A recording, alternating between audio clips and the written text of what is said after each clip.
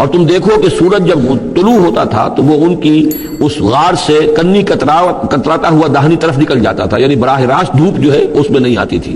وَإِذَا غَرَبَتْ جب ڈوبتا تھا تَقْرِضُهُمْ ذَاتَ الشِّمَالِ تو بھی وہ کنی کترا جاتا تھا بائیں طرف، تو گویا کہ سورج جو ہے یوں جا رہا ہے اور اس غار کا جو منہ ہے وہ شمال کی طرف ہے، لہذا براہ راست جو ہے داہنی طرف سے ہو کر بائیں طرف سے ہو کر سورج نکل گیا، دھوپ جو ہے براہ راست اس پر نہیں آ رہی۔ اسی اصول پر آج کل جو بڑی بڑی بلڈنگز بنتی ہیں جو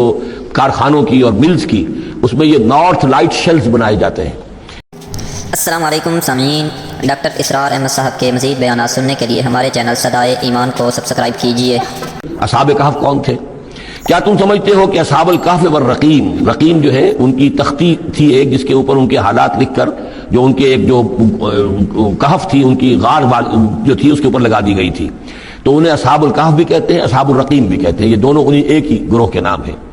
کیا وہ تمہارے خیال میں ہماری بڑی عجیب آیات میں سے تھا؟ یعنی واقعتاً بات تو غیر معمولی تھی، لیکن حقیقت میں ہمارے ہاں تو ہماری تخلیق میں، ہماری صنائی میں اس سے ہزاروں گنا زیادہ عجیب باتیں ہوتی ہیں، ہمارے لیے تو وہ کوئی شے ہے ہی نہیں کسی بھی درجے میں، تم سمجھتے ہو کہ شاید وہ بہت بڑی بات ہے۔ یہ سابق کہف کا جو قصہ ہے، اب میں سمجھتا ہوں کہ پورے وثوق کے ساتھ ہم کہہ سکتے ہیں کہ یہ قصہ کیا تھا۔ دیکھیے، جب حضرت مسیح علیہ السلام آئے ہیں تو یہ پورا علاقہ جو ہے فلسطین کا اور یہاں پہ جو آپ نے تبلیغ کی ہے، تو یہ اس وقت رومن امپائر کا ایک حصہ تھا۔ اگرچہ مقامی طور پر ایک لوکل بادشاہ جو تھا یہودی وہاں پر حکومت کر رہا تھا، لیکن وہ پپٹ تھا، اصل میں تو حکومت جو تھی رومیوں کی، جو رومی تھے بت پرست۔ اور اس کے بعد چونکہ انہوں نے بغاوت کی، حضرت مسیح تو اٹھا لیے گئے سن 30 عیسوی کے آس پاس یا 33 عیسوی کے آس پاس، لیکن اس کے بعد جو ہے ان یہودیوں نے بغاوت کی رومیوں کے خلاف، جس کے نتیجے میں سن 70 عیسوی میں ٹائٹس رومی نے تو ان کی حکومت بھی ختم کی اور بیت المقدس کو برباد کیا، یروشلم کو تباہ کیا، 1,33,000 یہودیوں کو قتل کیا اور ان کو بھیج دیا، نکال دیا وہاں سے باہر۔ اس وقت کا معاملہ یہ ہے کہ اب کوئی اکے دکے جو بھی رہ جاتے تھے یہاں پر، کوئی یہودی یا عیسائی، یہودیوں کو تو نکال دیا، عیسائی رہ گئے، لیکن عیسائیوں پر بھی بہت ظلم ہوتا تھا۔ یہ موحد تھے، حضرت عیسیٰ کے ماننے والے، وہ بت پرست تھے۔ تو اس زمانے میں کہیں بادشاہ کوئی تھا، ڈیسیس یا دقیانوس جس کو کہتے ہیں، اس کے زمانے میں کچھ جو عیسائی تھے حضرت عیسیٰ پر ایمان رکھنے، آج کے عیسائیوں پر قیاس نہ کیجئے، جو نصارہ تھے حضرت عیسیٰ کو ماننے والے جو موحدین تھے، ان میں سے کچھ نوجوانوں کی پیشی ہوئی بادشاہ کے دربار میں۔ انہوں نے کہا کہ تم اپنے نئے دین سے اگر باز نہیں آؤ گے، اتنے دن کی مہلت تمہیں دی جا رہی ہے تو تمہیں سولی چڑھا دیا جائے گا، بس مہلت دی جا رہی ہے، جاؤ اور کر لو، سوچ لو۔ ان لوگوں نے آ کر سوچا کہ اب نہ تو ہمارے لیے یہ ممکن ہے کہ ہم مقابلہ کر سکیں، چلو کسی غار میں چھپ جاتے ہیں، دیکھیں اللہ تعالیٰ کیا کرتا ہے ہمارے لیے۔ وہ ایک غار میں جا کر چھپ گئے، اور غار میں جا کر چھپے ہیں تو اللہ نے انہیں وہاں پر سلا دیا، موت تالی نہیں کہ سلا دیا۔ اللہ کروٹ بھی بدلواتا رہا، ان کے لیے سارا کچھ بندوبست کیا، اللہ کی قدرت میں تھا۔ حضرت عزیر کو 100 برس کے لیے مار دیا تھا، موت کے بعد ان کو دوبارہ زندہ کر دیا۔ لیکن یہ کہ ان کا معاملہ یہ ہے کہ ان کو وہاں پر جو ہے تقریباً 300 برس یہ وہاں پر پڑے رہے اس غار کے اندر۔ غار کی شکل کچھ خاص ایسی تھی کہ ادھر آنا جانا لوگوں کا تھا ہی نہیں، اور یہ ہے جو موجودہ ترکی کے علاقے میں شہر ایفسس ہے ایک، اس کے آس پاس ہے اس طرح کے غار، جیسے ایجنٹا کے غار ہندوستان کے مشہور ہیں، ایسے ہی وہاں بھی غاروں کا سلسلہ ہے، اور ہیں بھی وہ ایسے کہ ان کے دہانے جو ہے وہ ہے شمال کی جانب، تو دھوپ ان میں براہ راست نہیں جاتی، صرف یہ کہ ریفلیکٹڈ لائٹ تو آتی ہے لیکن یہ کہ براہ راست دھوپ نہیں جاتی، تو ایک طرح کا اندھیرا سا اس کے اندر ٹوائی لائٹ جسے آپ کہہ لیں وہ رہتا ہے سارا دن۔ وہاں پر یہ 300 برس تک سوتے رہے۔ اس 300 برس کے عرصے میں یہ ہوا کہ رومن امپائر جو ہے اس نے خود عیسائیت اختیار کر لی۔ 300 عیسوی کے اندر کانسٹنٹائن جو تھا ایمپرر وہ عیسائی ہو گیا، اب پوری امپائر جو عیسائی ہو گئی۔ اب اس کے زمانے میں اس کے بعد تھیوڈوسیس ہے ایک، 446 عیسوی میں یہ تھا، اس کے زمانے میں اللہ تعالیٰ نے ان لوگوں کو جگایا 300 برس کے بعد۔ اب یہ سمجھ رہے ہیں کہ وہی زمانہ ہے، وہی کفار کی حکومت ہے، وہی مشرکین ہے۔ اب انہوں نے ڈرتے ڈرتے اپنے کسی ایک آدمی سے کہا بھائی جاؤ یہ لے کے سکہ لے کر جاؤ، چاندی کا، اور کچھ نہ کچھ کھانے پینے کے لیے لے کر آؤ، دیکھنا لیکن اس طرح ہو کہ ہمارا پتہ نہ چل جائے کہ ہم یہاں چھپے ہوئے ہیں۔ وہاں جو گئے انہوں نے وہ سکہ جو پیش کیا، کہ یہ سکہ تمہارے پاس کہاں سے آیا؟ یہ تو بہت پرانا سکہ ہے، تو 400 سال پرانا، 300 سال پرانا سکہ کہاں سے لے آئے تمہیں کوئی خزانہ ملا ہے؟ بہرحال اس حوالے سے اب وہ جو ہے وہ پکڑے گئے، ان کی حالت جو ہے وہ جو بات سامنے آ گئی، لیکن جب بات سامنے آ گئی تو اب ان کا تو بہت یعنی وہ عزت کی گئی، اس لیے کہ اب تو جو ان کا مذہب تھا در حقیقت پوری مملکت کا مذہب وہی ہو چکا تھا، تو صورتحال تو تبدیل ہو چکی ہے۔ پھر یہ کہ اس کے بعد تفصیل معلوم نہیں ہے کہ غالباً وہ جا کر اپنی اسی غار میں وہ سو گئے ہیں، یا دوبارہ اللہ نے ان پر وہیں پر موت طاری کر دی ہے، اس کا دروازہ بند کر کے اور اس پر ایک تختی لگا دی گئی ہے۔ یہ اصحاب کہف ہے۔ گبن کی جو ہے decline and fall of Roman empire, اس میں بھی یہ 7 سلیپرز ساتھ سونے والے، ان کی کہانی موجود ہے۔ یہ چیز جو ہے گویا کہ رومن لٹریچر کے اندر موجود تھی، اس کا جو ذکر موجود تھا، اور قرآن مجید میں یہ امتحاناً سوال کیا گیا حضور سے، تو اس کا جواب دیا گیا کہ یہ 300 برس تک کچھ لوگوں کو سلا دینا، یہ اللہ تعالیٰ کے نزدیک تو کوئی بڑی بات نہیں ہے، تمہارے نزدیک ام حسبت ان اصحاب الکہف والرقیم کانوا من آیاتنا عجبا اذ ابى الفتية الى الکہف، جبکہ وہ نوجوان آئے اپنے اس غار میں، فقالوا، اور انہوں نے کہا ربنا آتنا من لدنک رحمتا، پروردگار اب خاص اپنے خزانہ فضل سے ہمارے لیے رحمت کا بندوبست فرما، وہیئ لنا من امرنا رشدا، اور ہمارے لیے ہمارے معاملے کے اندر جو ہے وہ کوئی عافیت کا بندوبست فرما، فضربنا علی اذانہم، تو ہم نے تھپکی دے دی ان کے کانوں پر، فی الکہف سنین عددا، اسی وہ غار کے اندر جو ہے وہ سوتے رہے کئی سال۔ ابھی یہاں اس بات کو نہیں چھیڑا کتنے سال، سنین عددا، متعدد سال وہ سوتے رہے، ثم بعثناہم، پھر ہم نے انہیں اٹھایا، لنعلم ای الحزبین احصیٰ لما لبثوا امدا، تاکہ ہم دیکھیں کہ دو گروہوں میں سے کس کو صحیح معلوم ہے کہ کتنے عرصے وہ وہاں رہے تھے۔ اس کا ذکر آگے آ جائے گا، دو گروہوں سے مراد کیا ہے۔ نحن نقص علیک نبأہم بالحق، اے نبی ہم آپ کو ان کا یہ قصہ سنا رہے ہیں، بیان کر رہے ہیں ان کے حالات حق کے ساتھ، صحیح بلا کم و کاشت۔ انہم فتیۃ آمنوا بربہم، وہ چند نوجوان تھے جو ایمان لائے اپنے رب پر، توحید کے ساتھ ایمان لانے والے، وزدناہم ہدی، اور ہم نے ان کی ہدایت میں اور اضافہ فرمایا،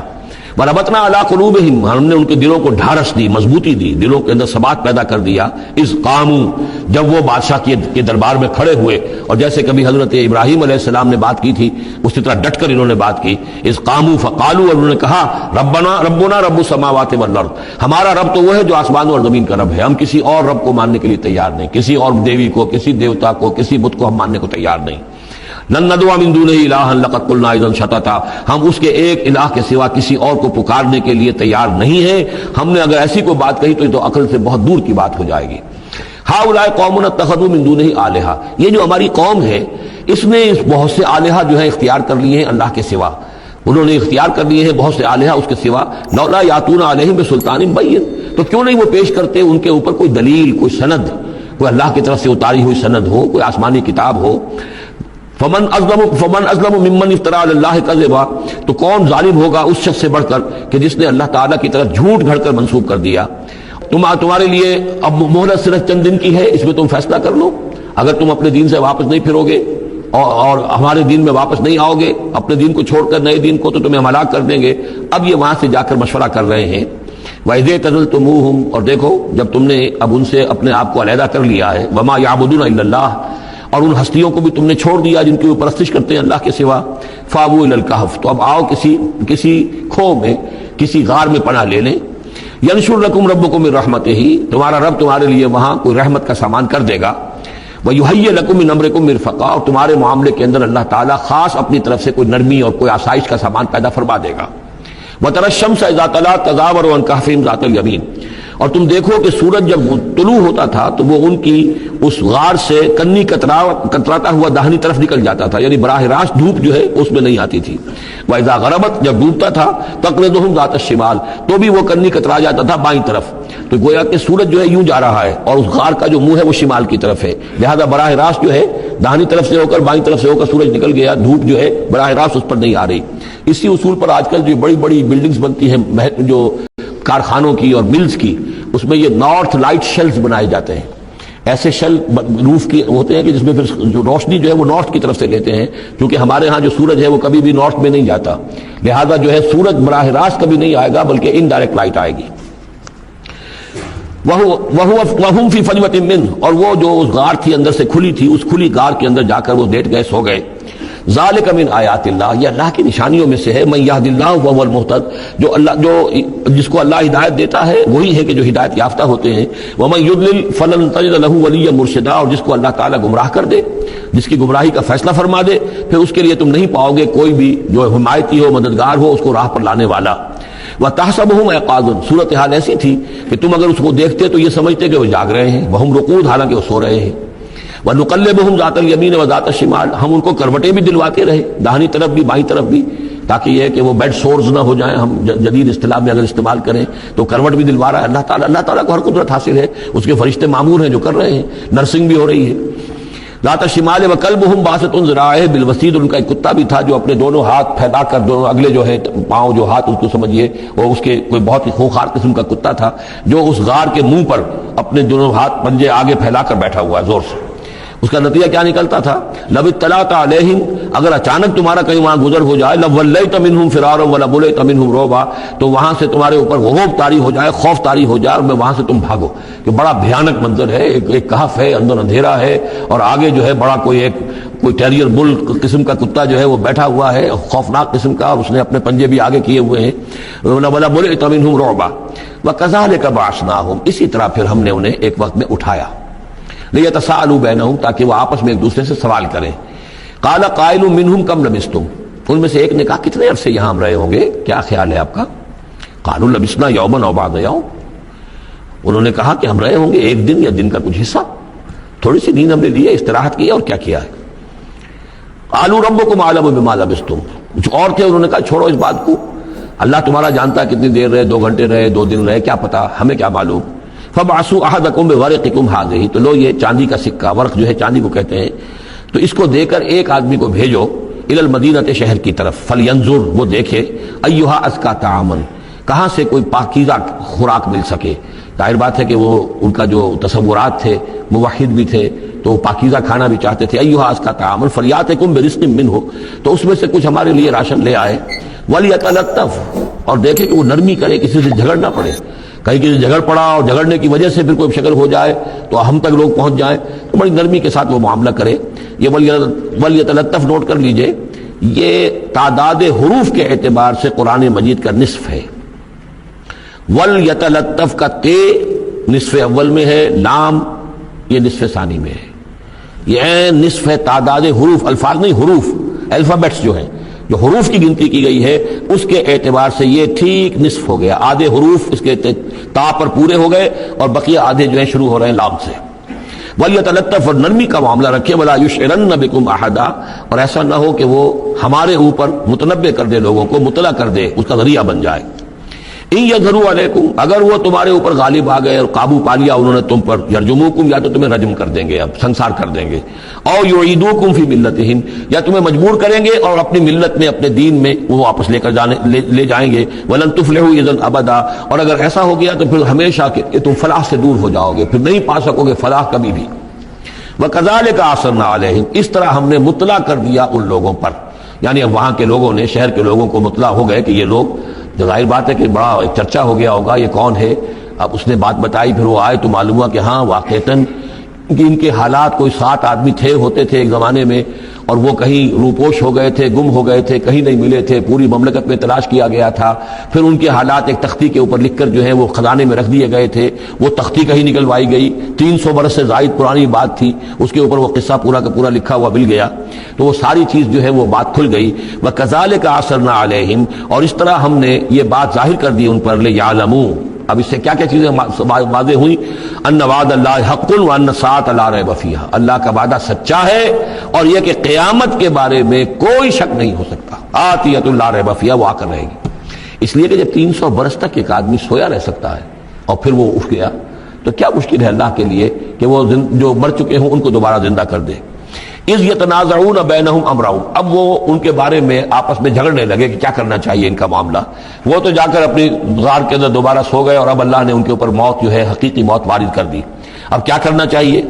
اذ یتنازعون بینہم امرہم، تو انہوں نے جب کہ وہ آپس میں جھگڑ رہے تھے، فقالوا ابنوا علیہم بنیانا، کچھ لوگوں نے کہا کہ یہاں پہ ایک یادگار تعمیر کر دی جائے، ایک عمارت تعمیر کی جائے، معلوم ہو کہ یہاں اتنا بڑا واقعہ ہوا ہے تو اس کے پاس ایک یادگار تعمیر ہو۔ ربہم عالم بہم، ان کا رب ان سے اب بہتر واقف ہے۔ قال الذین غلبوا علی امرہم، تو جن لوگوں کی بات مانی گئی، جو غالب آئے اپنی رائے کے اعتبار سے، انہوں نے یہ کہا لنتخذن علیہم مسجدا، کہ اب ہم یہاں پر ایک مسجد تعمیر کریں گے ان کی یاد میں۔ اب یہاں تک کا واقعہ بیان کر کے فرمایا سیقولون ثلاثۃ رابعہم کلبہم، یہ لوگ کہیں گے کہ وہ 3 تھے اصحاب کہف اور چوتھا تھا ان کا کتا۔ ویقولون خمسۃ سادسہم کلبہم، اور کچھ یہ کہیں گے کہ نہیں وہ 5 تھے اور چھٹا تھا ان کا کتا، رجمم بالغیب، یہ ساری باتیں جو یہ کہہ رہے ہیں یہ اندھیرے کے اندر ٹامک ٹوئیاں ہیں، یہ تیر تکے چلا رہے ہیں اندھیرے کے اندر. وَيَقُولُونَ سَبْعَةٌ وَثَامِنُهُمْ كَلْبُهُمْ، اور ان میں سے کچھ وہ بھی ہیں جو کہتے ہیں کہ وہ 7 تھے اور 8واں ان کا کتا تھا. قُلْ رَبِّي أَعْلَمُ بِعِدَّتِهِمْ، کہہ دیجئے کہ میرا رب زیادہ بہتر جانتا ہے کہ ان کی تعداد کتنی تھی. مَا يَعْلَمُهُمْ إِلَّا قَلِيلٌ، نہیں جانتے اس چیز کو مگر بہت کم لوگ.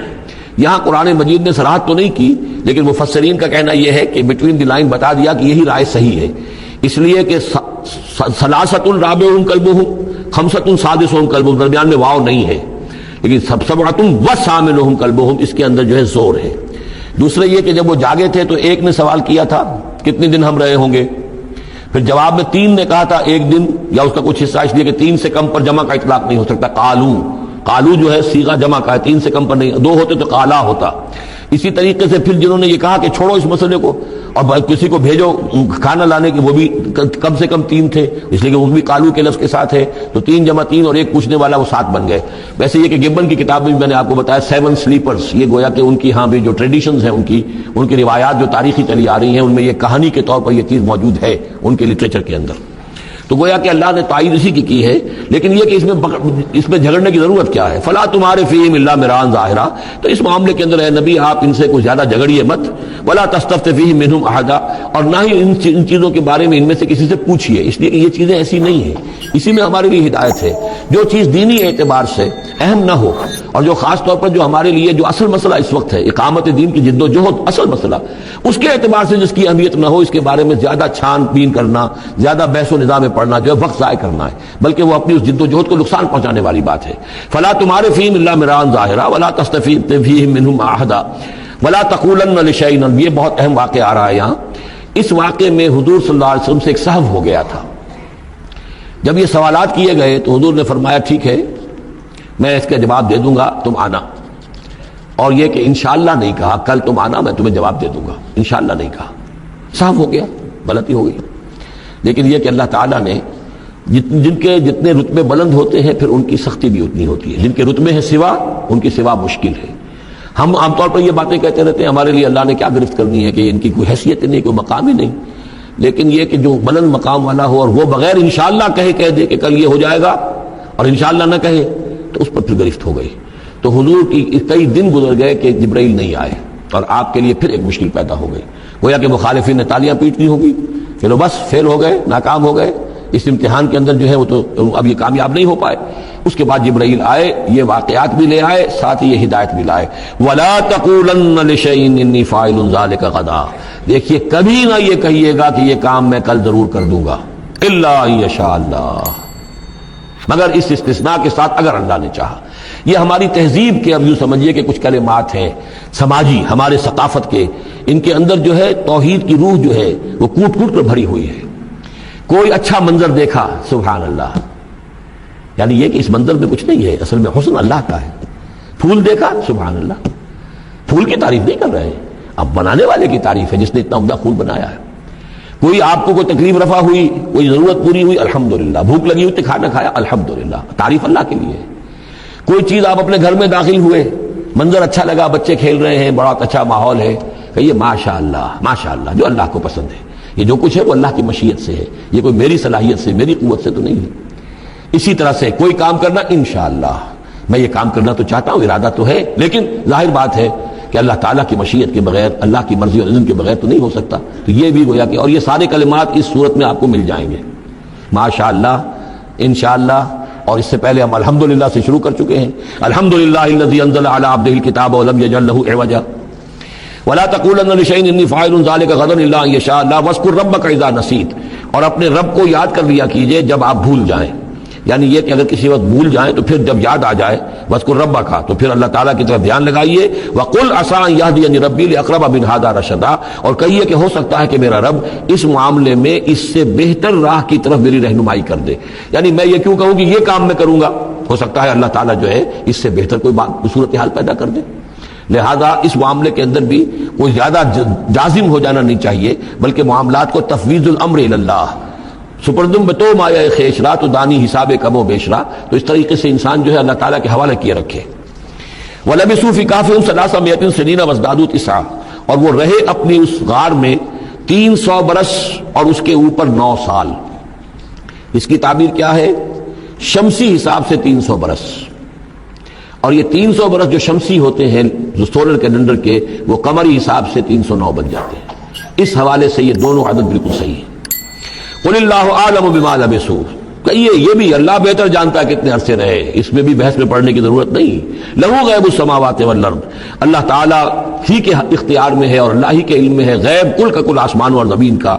اب صرف بہی واسمع، کیا ہی عجیب اور اچھا ہے وہ دیکھنے والا، اور کیا ہی اچھا ہے وہ سننے والا۔ اس کی سماعت، اس کی بصارت کا تم کیا اندازہ کرو گے؟ ما لہم من دونہ من ولی، ان کا کوئی ساتھی اور پشت پناہ اور مددگار اور حمایتی نہیں ہے اس کے سوا۔ ولا یشرک فی حکمہ احدا، اور وہ اپنے حکم اور اختیار اور اپنی حاکمیت کے حق میں کسی کو شریک کرنے کو تیار نہیں ہے۔ یہ جو توحید حاکمیت جو ہے، اس کے بارے میں نوٹ کر لیجئے، سورہ یوسف میں ہم نے پڑھا ان الحکم الا للہ امر اللہ تعبدوا الا اياه ذلك الدین القیم۔ سورہ بنی اسرائیل کی آخری آیت میں آیا ولم یکن له شریک فی الملک، بادشاہت میں اس کا کوئی شریک نہیں۔ یہاں فرمایا ولا یشرک فی حکمہ احدا، وہ اپنے حکم اور حاکمیت کے اختیار میں کسی کو شریک کرنے کے لیے تیار نہیں۔ وَاتْلُ مَا أُوحِیَ إِلَيْکَ مِن کتاب ربک، اور اے نبی تلاوت کیجئے جو آپ کی طرف وحی کی گئی ہے آپ کے رب کی کتاب میں سے۔ یعنی یہ جو سخت حالات ہیں جن سے آپ گزر رہے ہیں، دباؤ ہے آپ پر بہت شدید، اس میں آپ کے لیے سہارا کیا ہے؟ وَمَا صَبْرُكَ إِلَّا بِاللَّهِ، اور اللہ کے ساتھ اپنا قلبی تعلق اور ذہنی رشتہ قائم کرنے کے لیے سب سے مؤثر ذریعہ کیا ہے؟ قرآن مجید کی تلاوت۔ وَاتْلُ مَا أُوحِیَ إِلَيْکَ مِن کتاب ربک، جو بھی آپ کی طرف وحی کیا گیا ہے آپ کے رب کی کتاب میں سے، اس کی تلاوت کرتے رہا کیجئے۔ لا مبدل لکلماتہ، اس کی باتوں کو بدلنے والا کوئی نہیں ہے۔ وَلَن تَجِدَ مِن دُونِهِ مُلْتَحَدًا، اور اس کے سوا آپ کو کہیں کوئی پناہ نہیں ملے گی۔ پناہ دینے والا بھی وہی ہے، کوئی اور پناہ نہیں دے سکے گا۔ سختی کتنی بھی ہے جھیلیے، برداشت کیجئے، اس سختی کو آسان بنا سکتے ہیں اللہ کی کتاب کی تلاوت کیجئے اور کر کے سناتے رہیے اپنے ساتھیوں کو بھی، اسی سے تمہارے اوپر یہ سختیاں جو ہیں ہلکی ہو جائیں گی، ان بھاری چیزوں کو برداشت کرنا آسان ہو جائے گا۔ لیکن جان لیجئے پناہ ملے گی تو اللہ کے دامن میں۔ لن تجد من دونہ ملتحدا واصبر نفسک مع الذین یدعون ربهم بالغداۃ والعشی، اور اپنے آپ کو روکے رکھیے اور صبر کیجئے ان لوگوں کے ساتھ جو اپنے رب کو پکارتے ہیں صبح و شام۔ یہ اگرچہ غرباء میں سے ہیں، یہ بلال ہیں، یہ عبداللہ ابن ام مکتوم ہیں، یہ نابینا ہیں، یہ ابو فقی ہیں، یہ غلام ہیں، یہ عمار ہیں، اور یہ اسی طریقے سے خباب ہیں، لوہار ہیں۔ یہ لوگ جو ہیں آپ ان کی رفاقت کو غنیمت سمجھیے۔ وَاصْبِرْ نَفْسَكَ مَعَ الَّذِينَ يَدْعُونَ رَبَّهُم بِالْغَدَاةِ وَالْعَشِيِّ يُرِيدُونَ وَجْهَهُ، وہ اللہ کی رضا کے طالب ہیں، طلبگار ہیں، اللہ سے محبت کرنے والے ہیں۔ وَلَا تَعْدُ عَيْنَاكَ عَنْهُمْ، اور دیکھیے آپ کی نگاہیں ان سے ہٹ کر ادھر نہ جائیں جن کے پاس دولت ہے۔ عنہم ترید زینت الحیات الدنیا، کہیں آپ کی نگاہ ادھر نہ جائے جہاں زیبائش ہے، آرائش ہے، دنیا کی چمک دمک ہے، دولت ہے۔ آپ ولید بن مغیرہ کی طرف تو متوجہ ہوں اور عبداللہ ابن ام مکتوم کی جانب نہ ہو، معاذ اللہ ایسا نہ کیجیے۔ یہ بالکل وہی بات ہے جو ہم سورہ ہجر میں بھی پڑھ چکے ہیں، ولا تمدن عینیک الی ما متعنا به ازواجا منهم زہرۃ الحیات الدنیا، یہ جو بھی ہم نے ان کو دے رکھا ہے دنیا کا ساز و سامان، چمک دمک، اس کی طرف آپ کی نگاہیں نہ اٹھیں۔ ولا تعد عیناک عنہم، آپ کی نگاہیں ان سے ہٹ کر، انہیں نظر انداز کر کے ان لوگوں کی طرف نہ متوجہ ہو جائیں۔ ترید زینت الحیات الدنیا، تو کیا آپ بھی دنیا کی، کہ لوگوں کو یہ گمان ہونے لگے، شک ہو جائے کہ آپ کی نگاہ میں بھی دنیا کی زینت کا جو ہے بہت اس کی اہمیت ہے۔ ولا تطع من اغفلنا قلبه عن ذکرنا، اور بات مانیے اس کی جس کے دل کو ہم نے اپنی یاد سے غافل کر دیا ہے۔ واتبع هواه، اور جو اپنی خواہش نفس کی پیروی کر رہا ہے۔ وکان امرہ فرطا، اور اس کا کام جو ہے وہ اعتدال سے بہت ادھر ادھر ہو گیا ہے۔ وَقُلِ الْحَقُّ مِن رَبِّكُمْ فَمَنْ شَاءَ فَلْيُؤْمِنْ وَمَنْ شَاءَ فَلْيَكْفُرْ إِنَّا أَعْتَدْنَا لِلظَّالِمِينَ نَارًا أَحَاطَ بِهِمْ سُرَادِقُهَا صدق اللہ العظیم۔ اور پڑھا کرو اس میں سے کہ جو وحی کیا گیا ہے آپ کی جانب آپ کے رب کی کتاب میں سے، اس کی باتوں کا بدلنے والا کوئی نہیں، اور نہیں پاؤ گے تم اپنے لیے اس کے سوا کوئی اور جائے پناہ۔ تھامے رکھو، روکے رکھو اپنے آپ کو ان لوگوں کے ساتھ جو پکارتے ہیں اپنے رب کو صبح و شام اور چاہتے ہیں اس کی رضا، طالب ہیں اس کے روئے انور کے، اور نہ دوڑیں آپ کی نگاہیں ان سے ہٹ کر آپ کہ دنیا کو یہ محسوس ہو، یہ مغالطہ ہو کہ ترید و زینت الحیات الدنیا۔ یہ ذرا مشکل مقام ہے قرآن مجید کا کہ بظاہر تو الفاظ یہ ہیں کہ آپ کی نگاہیں دنیا کی زیبائش اور آرائش کی تلاش میں ان فقراء اور غرباء سے ہٹ کر امراء کی طرف نہ اٹھیں۔ لیکن ظاہر بات ہے کہ حضور صلی اللہ علیہ وسلم کی یہ شان نہیں تھی، لہذا اس میں جو بات سمجھ میں آتی ہے وہ یہ ہے کہ ایسا نہ ہو کہ آپ کے التفات کی وجہ سے دنیا یہ محسوس کرے کہ ان کی نگاہ میں بھی وقت اور اہمیت جو ہے وہ دنیاوی مال و دولت اور اسباب کی ہے۔ کسی داعی حق کے لیے یہ معاملہ بہت ہی نازک ہوتا ہے کہ ایک طرف جو حالات و واقعات ہیں اس کے اعتبار سے، جو حقائق ہیں اس کے اعتبار سے، معاشرے کے جو اونچے طبقات ہوتے ہیں، جو وہاں سرداری یا کسی اور طرح کی سربراہی کے منصب پر فائز ہوں یا ان کے پاس فراوانی ہو دولت کی، اب ظاہر بات ہے کہ ان کا ایک اثر و رسوخ ہوتا ہے معاشرے میں۔ ان میں سے کوئی ایک شخص ایمان لے آئے تو وہ بہت سے لوگوں کے برابر ہو جائے گا، جیسے حضرت عمر رضی اللہ تعالیٰ عنہ اور ابو جہل کو حضور نے دونوں کو پیش کیا اللہ کے سامنے کہ اللہ ان میں سے ایک کو ضرور میری جھولی میں ڈال دے۔ ظاہر بات ہے کہ اس سے اسلام کو تقویت حاصل ہوگی، اور اس سے یہ ہے کہ جن مسلمانوں پر کا قافیہ تنگ ہوا ہے، جن کو ستایا جا رہا ہے، اگر کوئی بڑا آدمی ایمان لے آئے گا تو ان کو بھی سہارا ملے گا، جیسے کہ حضرت عمر اور حضرت حمزہ کے ایمان لانے کے بعد جو غرباء تھے، فقراء تھے اور جو غلام تھے انہیں ستایا جا رہا تھا، انہیں کچھ ریلیف ملا ہے۔ اس حوالے سے ایک طرف تو اس کی ضرورت ہوتی ہے کہ ان کی طرف توجہ کی جائے، التفات رکھا جائے، تاکہ اگر وہ ایمان لے آئے تو اس سے ایمان کو بھی تقویت ہو، اسلام کو تقویت ہو، مسلمانوں کو بھی فائدہ پہنچے۔ دوسری طرف یہ اندیشہ ہوتا ہے کہ غرباء کا دل نہ دکھے۔ تیسری طرف یہ کہ لوگ یہ نہ سمجھیں کہ یہ بھی زیادہ جو ہے مدارات کرتے ہیں اور زیادہ التفات کرتے ہیں عمراء کی طرف، اہم لوگوں کی طرف، گویا کہ ان کی نگاہوں میں بھی دنیا کی انہی چیزوں کی وقت ہے، انہی چیزوں کی اہمیت ہے۔ تو یہ تین طرف کی چیز سمجھیے کہ یہ چکی دو پارٹوں والی نہیں، تین پارٹوں والی ہے، کہ جس میں کوئی داعی جو ہوتا ہے وہ اس مخمصے میں آ جاتا ہے کہ ایک طرف تقاضا یہ ہے خود تحریک کا، دعوت کا، اس جد و جہد کا، اس کے تقاضے یہ ہیں کہ ان کی طرف التفات ہو، ان کی طرف توجہ کی جائے تاکہ ان میں سے کچھ لوگ ایمان لے آئیں تو کام میں سہولت حاصل ہو، مدد حاصل ہو، لیکن دوسری طرف یہ منفی دو اثرات بھی موجود ہیں۔ تو اس کے مابین جو ہے حکم دیا جا رہا ہے حضور صلی اللہ علیہ وسلم کو کہ بہرحال آپ یہ احتیاط کیجئے کہ یہ تاثر نہ ابھرنے پائے کہ محمد کے نزدیک بھی صلی اللہ علیہ وسلم اصل اہمیت جو ہے وہ دولت مند لوگوں کی ہے۔ وَلَا تُطِعْ مَنْ أَغْفَلْنَا قَلْبَهُ عَنْ ذِكْرِنَا، اور مت کہنا مانیے ان لوگوں کا، یہ جیسا کہ میں نے بارہا عرض کیا ہے کہ دباؤ پڑ رہا تھا سرداران قریش کی طرف سے کہ کچھ ہماری بات مان لیجئے، کچھ ہم آپ کی مان لیں گے۔ تو یہاں گویا کہ اس میں پھر متنبہ کیا جا رہا ہے کہ جن لوگوں کو دلوں کو ہم نے اپنی یاد سے غافل کر دیا ہے، محروم کر دیا ہے، آپ ان کی باتیں سنیں بھی مت، ان کی طرف دھیان بھی مت دیجئے۔ وَلَا تُطِعْ مَنْ أَغْفَلْنَا قَلْبَهُ عَنْ ذِكْرِنَا وَاتَّبَعَ هَوَاهُ وَكَانَ أَمْرُهُ فُرُطًا وَقُلِ الْحَقُّ مِنْ رَبِّكُمْ۔ یہ جو مضمون ابھی ہم نے دوبارہ پڑھا ہے، اس کو آپ دیکھیں گے کہ یہ 21ویں پارے کی آغاز میں پھر دوبارہ آئے گا کہ جب بھی شدید کشاکش کا دور آیا ہے تو اس میں یہی ہدایات اللہ تعالیٰ کی طرف سے آئی ہیں حضور کو اور حضور کی وساطت سے تمام اہل ایمان کو کہ قرآن مجید کے ساتھ تمسک جو ہے اور مضبوط کرو، قرآن مجید کے ساتھ اپنے تعلق کو اور گہرا کرو، اور اس کو پڑھنا اور اس کا جو ہے اس کے ساتھ جو ہے اپنے اوقات کا بسر کرنا، اس میں اور اضافہ کرو، اسی سے تم ان شدائد اور مصائب کا مقابلہ کر سکو گے۔ وَقُلِ الْحَقُّ مِن رَبِّكُمْ، اور کہہ دیجئے یہ حق ہے میرے رب کی طرف، تمہارے رب کی طرف سے جو میں پیش کر رہا ہوں۔ وَمَن شَاءَ فَلْيُؤْمِنْ وَمَن شَاءَ فَلْيَكْفُرْ، تو اب جو چاہے ایمان لائے، جو چاہے کفر کرے۔ یہ بالکل وہی بات ہے جو سورۃ الدہر میں کہی گئی ہے کہ اما شاکرا و اما کفورا، ہم نے پورا اختیار دے دیا، انا ہدیناہ السبیل اما شاکرا و اما کفورا، یہ اختیار ہم نے انسان کو دیا ہے، چاہے شکر گزار بندہ بنے، چاہے کفران نعمت کی روش اختیار کرے۔ تو یہاں انداز یہ ہے کہ آپ ان کفار سے کہہ دیں کہ میں دعوت پیش کر رہا ہوں، اب تمہیں ایمان لانا ہے لاؤ، کفر کرنا ہے کفر کرو، لیکن بین کی کوئی بات نہیں ہو سکتی، کوئی گیو اینڈ ٹیک، کوئی جو ہے کمپرومائز یہ ممکن نہیں ہے۔ قُلِ الْحَقُّ مِن رَبِّكُمْ، ٹیک اٹ اور لیو اٹ، یہ حق ہے تمہارے رب کی طرف سے، چاہے اسے چھوڑ دو تو پورے کو چھوڑنا ہوگا، قبول کرنا ہے تو پورے کو کرنا ہوگا۔ فَمَن شَاءَ فَلْيُؤْمِنْ وَمَن شَاءَ فَلْيَكْفُرْ إِنَّا أَعْتَدْنَا لِلظَّالِمِينَ نَارًا، ہم نے ظالموں کے لیے، کافروں کے لیے، مشرکوں کے لیے آگ تیار کر رکھی ہے، احاطہ بہم سرادقها، اس کی قناتیں ان کا احاطہ کر لیں گی، وہ قناتوں کی شکل میں آگ ہوگی، ان کو گھیرے میں لے لیں گی۔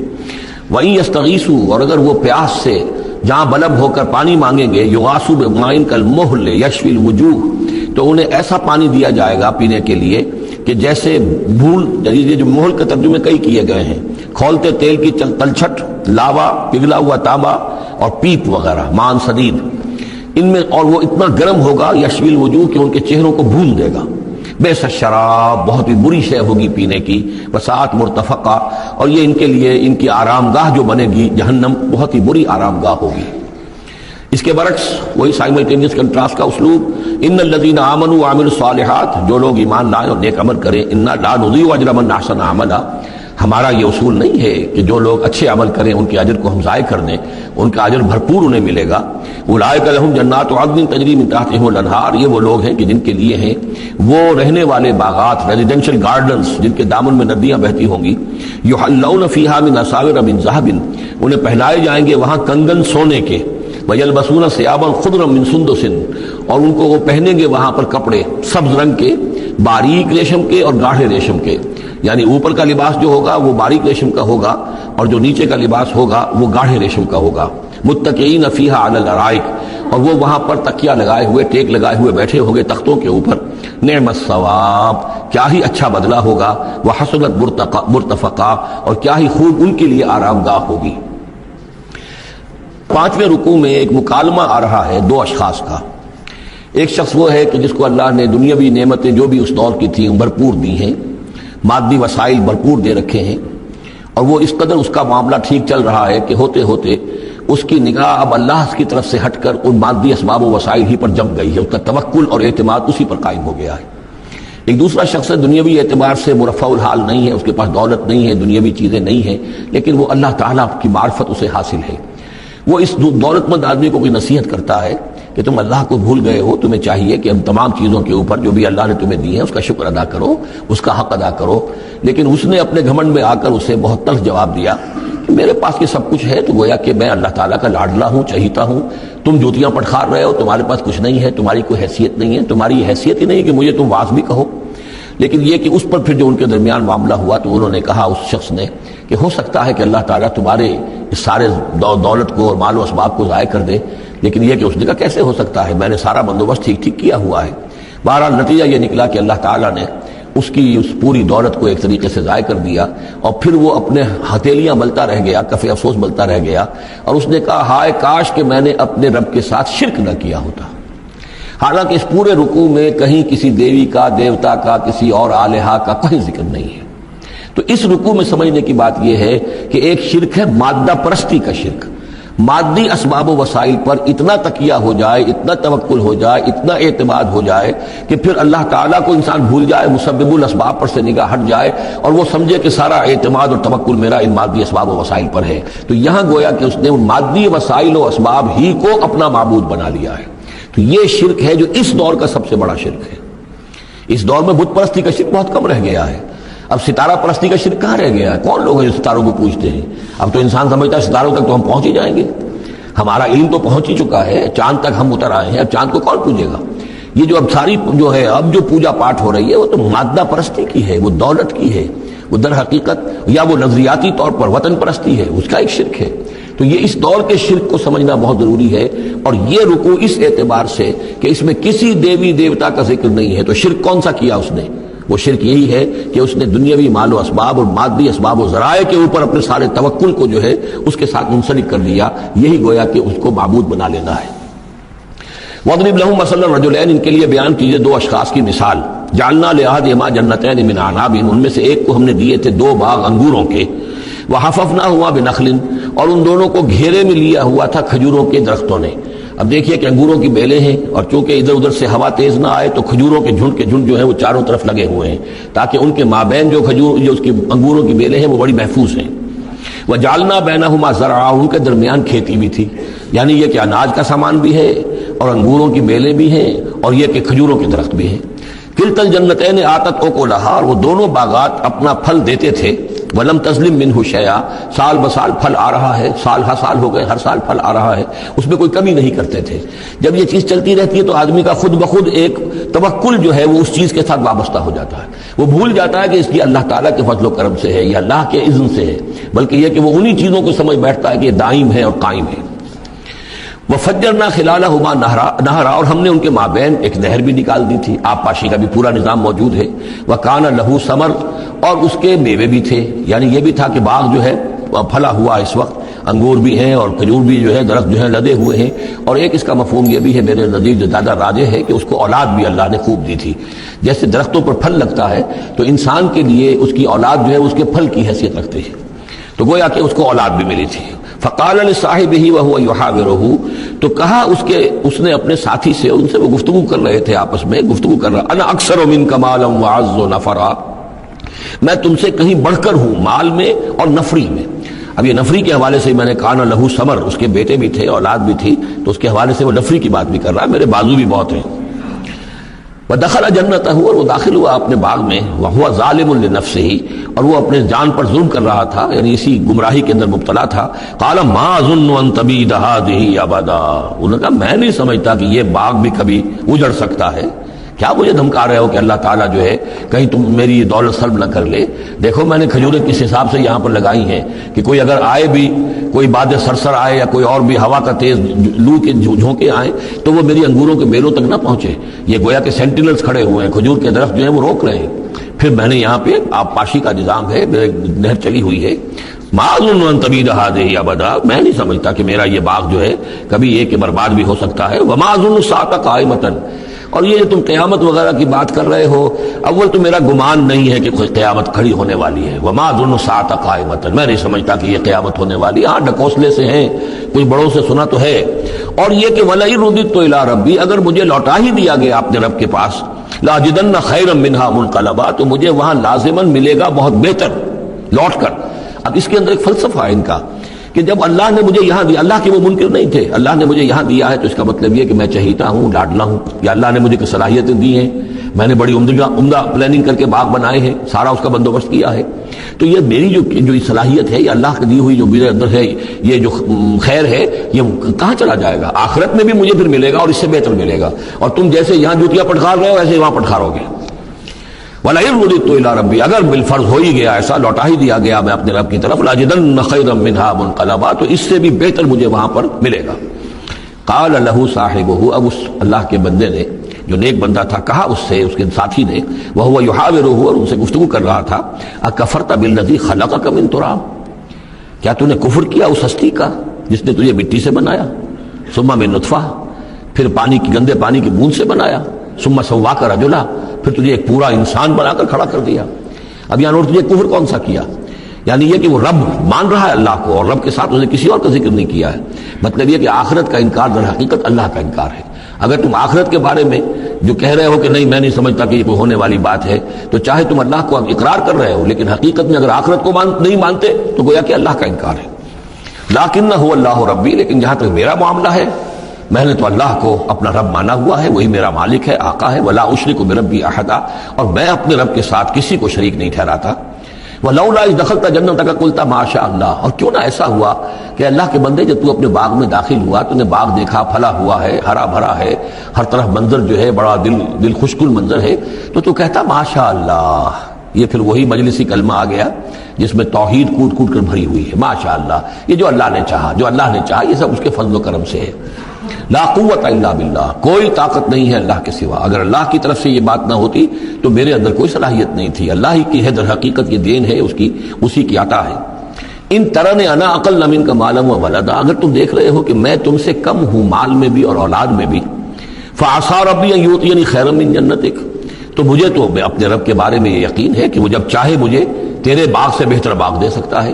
ویرسل علیہا حسبانا، اور تیرے باغ کے اوپر وہ کوئی اوپر سے کوئی لو کا جھونکا ایسا بھیج سکتا ہے، من السماء، آسمان سے، فتصبح صعیدا زلقا، کہ یہ پورا باغ جو ہے یہ جو ایک ایسا چٹیل میدان ہو کر رہ جائے کہ یہاں کوئی درخت رہے نہ بیلے رہے۔ معلوم ہوا کہ ہر چیز جب آنکھ کھلی گل کی تو موسم تھا خزاں کا، یہ ہو سکتا ہے، ممکن ہے۔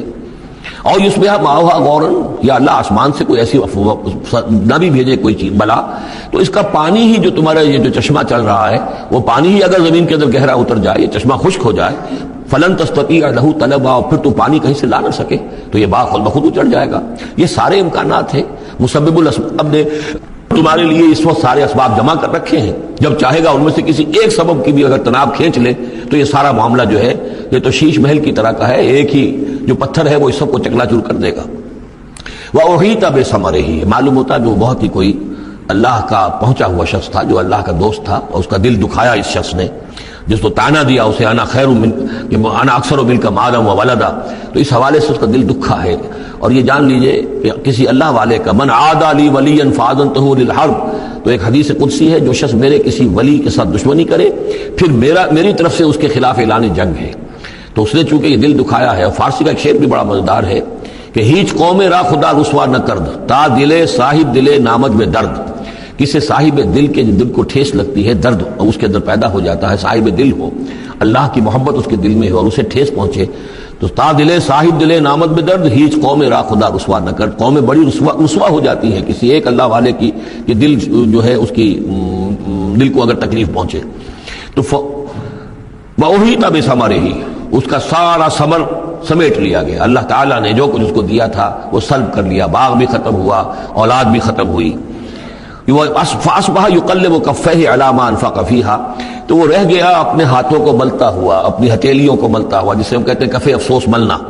یقلب کفیہ علی ما انفق فیہا، جو کچھ اس نے خرچ کیا تھا، انویسٹ کیا تھا، محنت کی تھی، کتنا عرصہ لگا تھا اس باغ کے پلاننگ میں، باغ کو اس نے لگایا تھا، کہاں کہاں سے پودے لایا ہوگا، ما انفق فیہا وہی خاویۃ علی عروشہا، اور وہ باغ جو ہے گرا پڑا ہوا تھا اپنی چھتریاں کے اوپر، کیونکہ جو انگور کی بیلیں ہوتی ہیں وہ ٹٹیاں ہوتی ہیں، چھتریاں ہوتی ہیں، وہ سب اوندھی پڑی ہیں۔ وَيَقُولُ يَا لَيْتَنِي لَمْ أُشْرِكْ بِرَبِّي أَحَدًا، اور اس وقت وہ کہہ رہا تھا ہائے میری شامت، کیا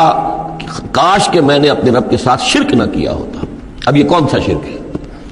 اس پوری اس گفتگو کے اندر کہیں کسی دیوی کا، دیوتا کا، کسی کا ذکر نہیں ہے، کسی کی شفاعت کا ذکر نہیں ہے۔ یہ ہے ہمارا آج کا نقشہ مادہ پرستی کا، آج کی ہماری ذہنیت جو ہے پوری کی پوری اس رکوع کے اندر موجود ہے۔ وَلَمْ تَكُنْ لَهُ فِئَةٌ يَنْصُرُونَهُ، اور نہ ہوئی پھر اس کی کوئی جماعت، کوئی اس کی فوج ہوتی جو اس کی مدد کرتی من دون اللہ، اللہ کے مقابلے میں۔ وَمَا كَانَ مُنْتَصِرًا، اور نہ ہی وہ اس قابل تھا کہ کسی سے انتقام لے، کس سے انتقام لے، سارا فیصلہ تو اللہ کی طرف سے ہوا ہے۔ هُنَالِكَ الْوَلَایَةُ لِلَّهِ الْحَقِّ، یہاں تو حکومت اور اختیار کل کا کل اللہ ہی کے لیے ہے، سچے اللہ کے لیے جو الحق ہے۔ یہ ولایا ہے واو کے زبر کے ساتھ۔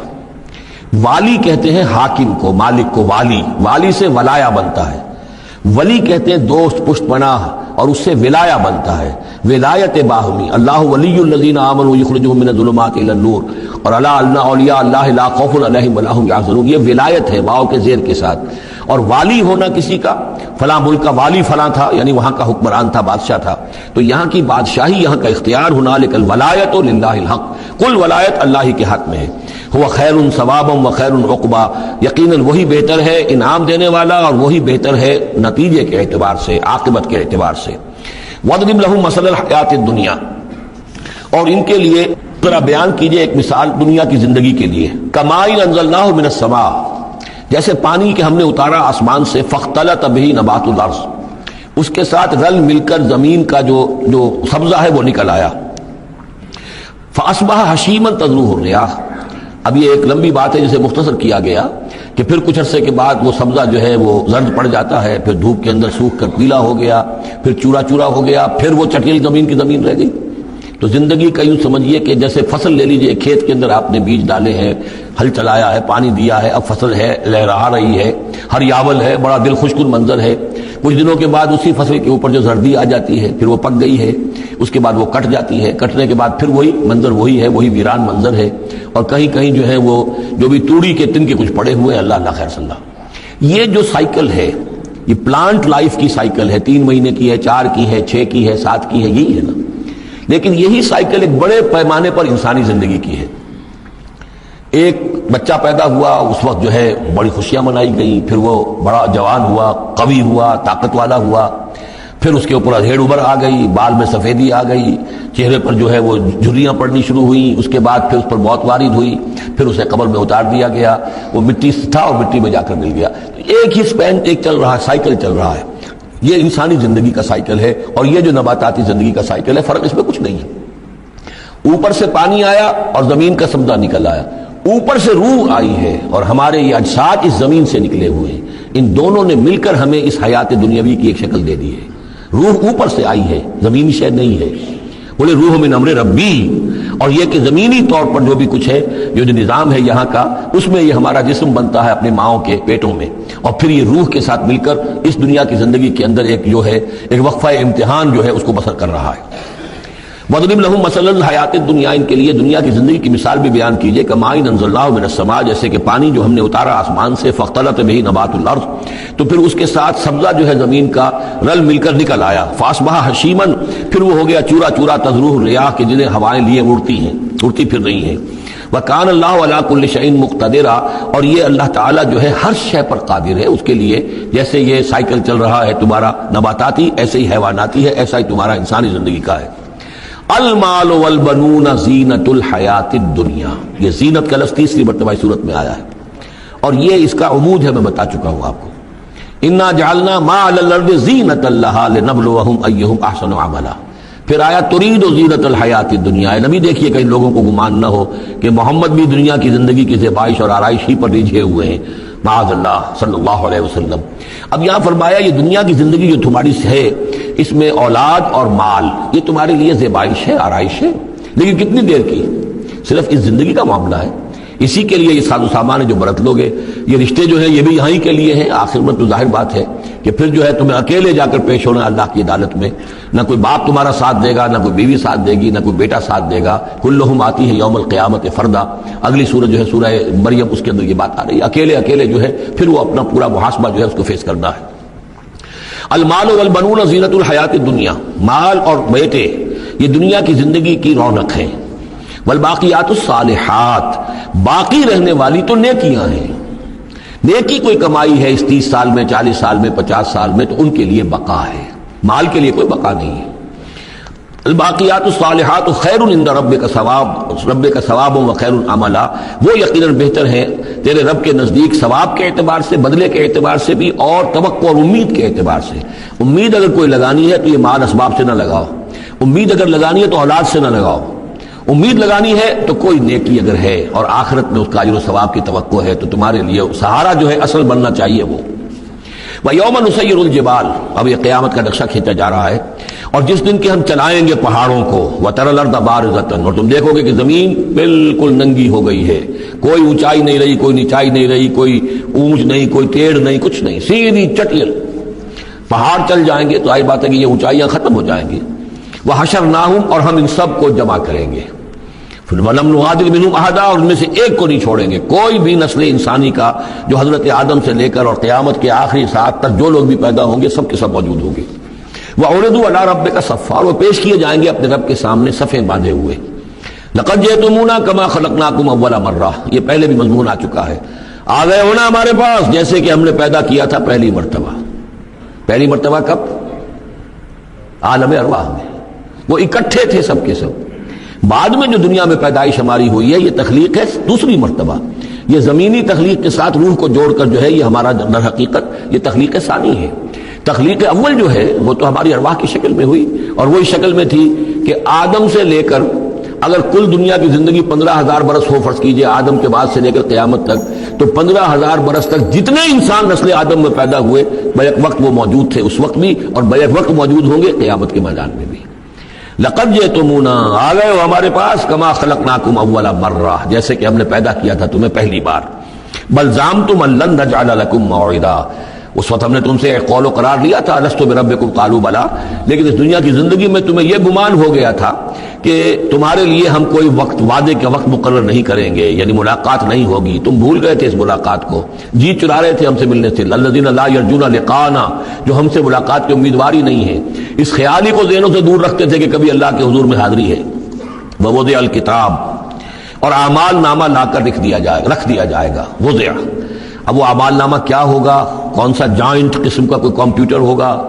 ہر فرد نوع بشر آدم کی ہر نسل کا اس میں پورا کارنامہ زندگی محفوظ ہوگا۔ آپ کو معلوم ہے جیسے کمپیوٹر کے اوپر ایک بٹن دبتا ہے اور وہ سب آ گیا، اور ایک بٹن دبے گا اس کا پورا جو چھپ کر بھی آ گیا، ایک فرد کی پوری زندگی کا ریکارڈ موجود ہے۔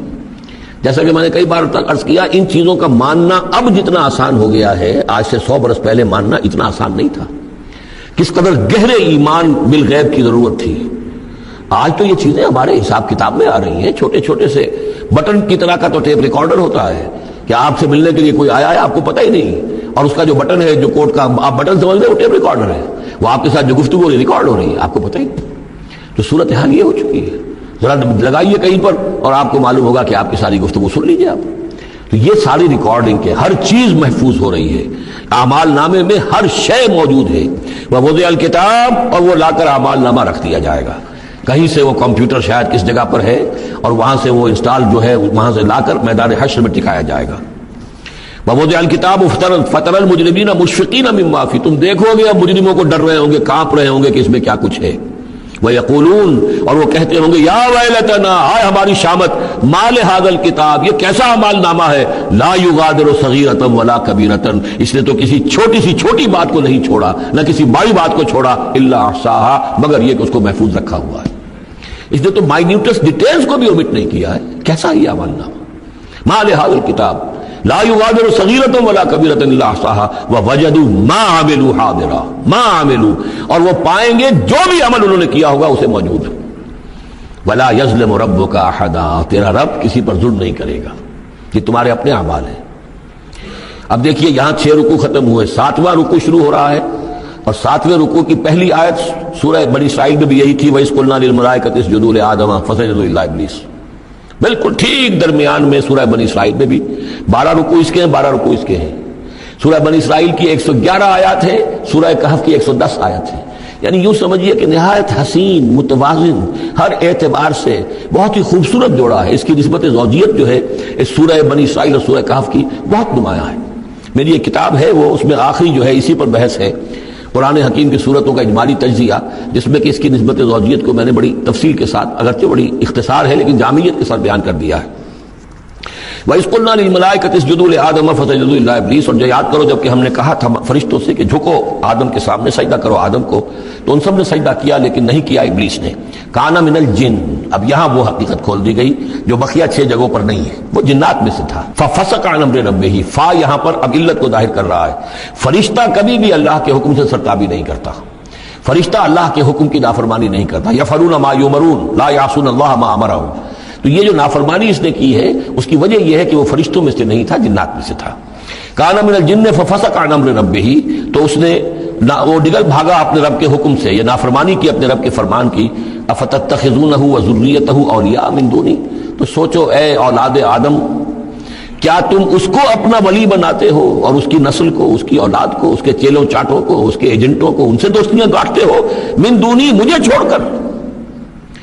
میں تمہارا خیر خواہ، میں نے تمہارے سامنے سارے فرشتوں کو جھکوا دیا، میں نے تمہیں خلافت عرضی عطا فرمائی، تم میری کریشن کا ماسٹر پیس، کلائمیکس، اور تم بدبختو، تم نے مجھے چھوڑ کر دوست بنایا اس شیطان لعین کو اور اس کے ایجنٹوں کو اور اس کی اولاد کو، چاہے وہ اس کے ایجنٹ جو ہیں وہ اس کے صلب سے ہیں، اس کی اولاد سے ہیں، اور یا یہ کہ انسانوں میں سے ہیں۔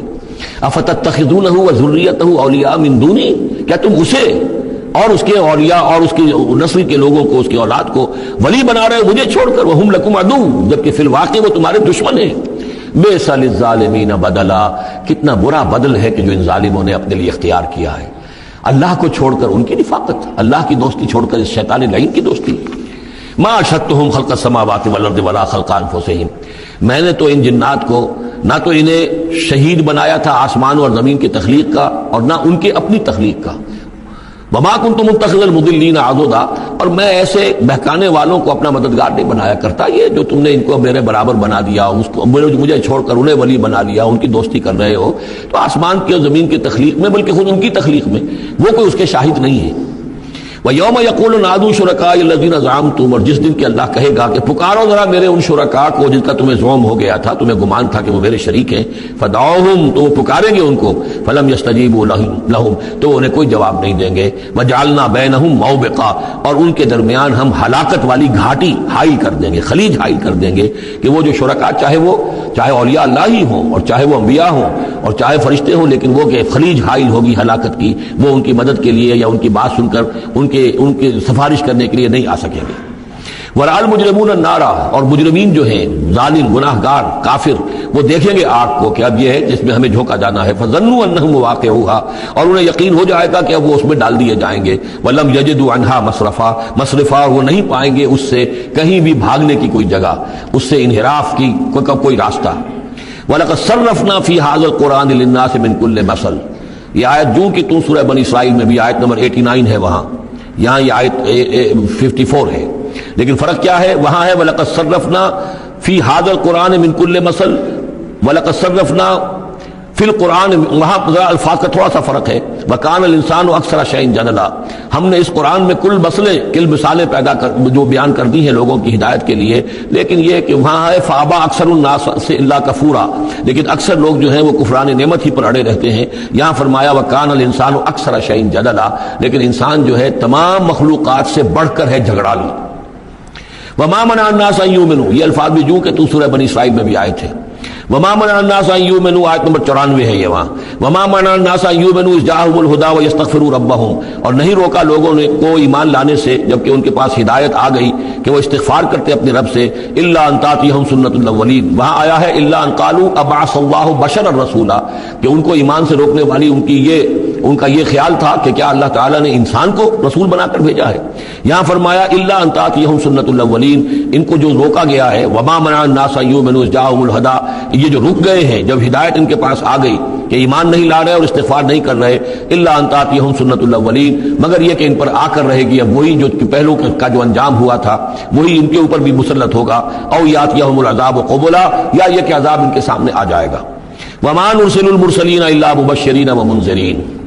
یہاں پہ جمع کے سیغے میں آ رہا ہے، سورہ بنی اسرائیل میں واحد کے سیغے میں آیا تھا آخری رکوع میں، وما ارسلناک الا مبشرا ونذیرا، اور ہم نے نہیں بھیجا ہے محمد آپ کو مگر مبشر اور نذیر بنا کر۔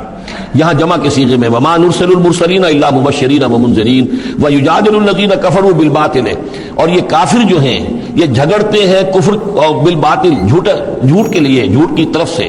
لیدحضوا بہ الحق، تاکہ اس کے ذریعے سے حق کو بچلا دیں، حق کو ٹلا دیں، حق کو شکست دے دیں۔ یہ جھگڑ رہے ہیں، دلیل بازی کر رہے ہیں، مناظرے کر رہے ہیں، کٹ حجتیاں کر رہے ہیں۔ وَيُجَادِلُ الَّذِينَ كَفَرُوا بِالْبَاطِلِ لِيُدْحِضُوا بِهِ الْحَقَّ وَاتَّخَذُوا آيَاتِي وَمَا أُنذِرُوا هُزُوًا، اور انہوں نے میری آیات کو اور جو انہیں انذار کیا گیا، خبردار کیا گیا، اس کو ہنسی مذاق اور ٹھٹھا بنا لیا ہے۔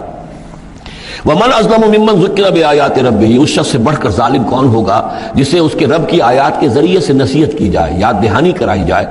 فَأَعْرَضَ عَنْهَا، پھر بھی وہ اعراض کرے ان آیات الہیہ سے، وَنَسِیَ مَا قَدَّمَتْ يَدَاهُ، اور بھول جائے کہ اس کے دونوں ہاتھوں نے آگے کیا بھیجا ہوا ہے، کیا کرتوت ہے جو بھیجے ہوئے ہیں۔ اگر تو ایمان لے آتا، ان آیات سے استفادہ کرتا، اپنے کیے پر پچھتاتا، توبہ کرتا، اس دنیا ہی میں اپنے سابقہ گناہوں کی اللہ تعالیٰ سے معافی لے کر جاتا، لیکن یہ کہ یہاں تو صورت یہ ہے کہ وَمَنْ أَظْلَمُ مِمَّنْ ذُكِّرَ بِآيَاتِ رَبِّهِ، اسے تذکیر کی گئی، نصیحت کی گئی اس کے رب کی آیات سے، فَأَعْرَضَ عَنْهَا، اس نے اعراض کیا، وَنَسِیَ مَا قَدَّمَتْ يَدَاهُ، اور بھولے رہا وہ کہ کیا کچھ اس نے آگے بھیجا ہوا ہے، کیا جھانٹ جکاڑ جو ہے اس نے عاقبت کے لیے تیار کیا ہوا ہے۔ اِنَّا جَعَلْنَا عَلَىٰ قُلُوبِهِمْ أَكِنَّةً أَن يَفْقَهُوهُ، یہ مضمون بھی آ چکا ہے سورہ بنی اسرائیل میں، حجابا مستورا، اور ہم نے ان کے دلوں کے اوپر جو ہے پردے ڈال دیے ہیں۔ انا جعلنا علی قلوبہم اکنۃ ان یفقہوہ، ہم نے ان کے دلوں کے اوپر پردے ڈال دیے ہیں کہ اسے سمجھ نہ پائیں، وفی آذانہم وقرا، اور ان کے کانوں میں ہم نے ثقل پیدا کر دیا، بوجھ پیدا کر دیا کہ یہ سن نہیں سکتے۔ وان تدعوہم الی الہدی، اور اگر آپ پکاریں گے انہیں ہدایت کی طرف دعوت دیں گے، فلن یہتدوا اذا ابدا، تو یہ کبھی بھی ہدایت پانے والے نہیں ہیں۔ یعنی اب ان کے دلوں پر مہر لگ چکی ہے، اب اللہ تعالیٰ کا وہ جو قانون ہے ہدایت و ضلالت کا، اس کی جو آخری دفعہ ہے وہ ان کے اوپر لگ چکی ہے، ان کے اوپر اپلائی ہو چکی ہے۔ وَرَبُّكَ الْغَفُورُ ذُو الرَّحْمَةِ، اور آپ کا رب جو ہے بہت بخشنے والا ہے، بہت رحمت والا ہے۔ لَوْ يُؤَاخِذُهُم بِمَا كَسَبُوا لَعَجَّلَ لَهُمُ الْعَذَابَ، اگر وہ جو کچھ بھی ان کی کمائیاں ہیں، جو کرتوت ہیں، ان کے اوپر فوراً مواخذہ کر لیتا تو بہت جلدی ان کو عذاب جو ہے بھیج دیتا۔ اس سے پہلے آ چکا ہے، پھر زمین کے اوپر تو کوئی ایک انسان بھی باقی نہ رہتا اگر فوری طور پر انسان کو جو ہے سزا دے دی جائے۔ لَعَجَّلَ لَهُمُ الْعَذَابَ، تو اللہ تعالیٰ یقیناً بہت جلدی دے دیتا ان کو عذاب۔ بل لَهُم مَوْعِدٌ، نہیں، ان کے لیے ایک وقت ہے، وعدے کا وقت ہے جو معین ہے۔ لَن يَجِدُوا مِن دُونِهِ مَوْعِلًا، وہ اس سے کہیں سرکنے کی جگہ نہیں پائیں گے۔ جب وہ اجل آ جائے گی، جب وہ موعد آ جائے گا، جو وعدے کا وقت آ جائے گا، پھر جیسے پہلے ہم پڑھ چکے لا یستقدمون ولا یستاخرون، نہ اب آگے جا سکیں گے نہ پیچھے۔ وَتِلْكَ الْقُرَىٰ أَهْلَكْنَاهُمْ لَمَّا ظَلَمُوا، اور یہ وہ بستیاں ہیں جن کا کہ ذکر ہم قرآن مجید میں بار بار کر چکے ہیں۔ یہ احقاف کے اندر جو لوگ آباد تھے، اور یہ جو حجر میں لوگ تھے، اصحاب الایکا تھے، وہ عمورہ اور صدوم کی بستیاں تھیں۔ وَتِلْكَ الْقُرَىٰ أَهْلَكْنَاهُمْ لَمَّا ظَلَمُوا، ہم نے ان کے رہنے والوں کو ہلاک کیا جبکہ انہوں نے ظلم کی روش اختیار کی، شرک کی اور کفر کی روش اختیار کی۔ وَجَعَلْنَا لِمَهْلِكِهِمْ مَوْعِدًا، اور ان کی بھی ہلاکت اور بربادی کے لیے ہم نے ایک وعدے کا وقت معین کر دیا تھا، اس وقت معین سے پہلے عذاب ان پر بھی نہیں آ سکتا تھا۔ وَإِذْ قَالَ مُوسَىٰ لِفَتَاهُ لَا أَبْرَحُ حَتَّىٰ أَبْلُغَ مَجْمَعَ الْبَحْرَيْنِ أَوْ أَمْضِيَ حُقُبًا، اب یہ دو رکوع ہیں کہ جن میں حضرت موسیٰ علیہ السلام کے ایک سفر کا ذکر ہے۔ روایات میں جو بات معلوم ہوتی ہے، اور وہ اس قرآن مجید کے بیان کے ساتھ وہ چیز مطابقت رکھتی ہے، اس لیے بیان کر رہا ہوں کہ حضرت موسیٰ کو اللہ تعالیٰ نے حکم دیا کہ فلاں جگہ پر جاؤ اور وہاں تمہیں ہمارا ایک بندہ ملے گا، اور وہ بندہ جو ہے بہت صاحب علم ہے، کچھ عرصہ اس کے پاس رہو۔ ہو سکتا ہے کہ یہ حضرت موسیٰ علیہ السلام کا بھی ابتدائی دور ہو نبوت کا، اور جیسے کہ اللہ تعالیٰ نے ہمیں معلوم ہے روایات سے 3 برس تک جو حضور صلی اللہ علیہ وسلم کی تعلیم کا بندوبست کیا ہے، ایک فرشتہ جو ہے مستقل جو ہے آپ کے ساتھ رہا ہے۔ اسی طریقے سے شاید اللہ تعالیٰ نے کسی یا تو فرشتے کو، جسے ہم خضر کہہ دیتے ہیں، یہ بھی کوئی یقین کے ساتھ معلوم نہیں کہ وہ خضر علیہ السلام، قرآن میں ان کا نام نہیں ہے، یہ بھی رائے ہے کہ وہ فرشتے ہیں، یہ بھی رائے ہے کہ وہ انسانوں میں سے کوئی انسان ہے جن کو اللہ تعالیٰ نے بہت لمبی عمر دے دی ہے، جیسے جن کو دے رکھی ہے ایک ابلیس کو، تو انسانوں میں سے ایک اچھے اپنے نیک اور اپنے پسندیدہ اور برگزیدہ انسان کو بھی اس نے بہت بڑی عمر دے رکھی ہے، وہ حضرت خضر ہے۔ واللہ عالم، اس کے بارے میں کوئی تفصیل ہم نہیں جان سکتے،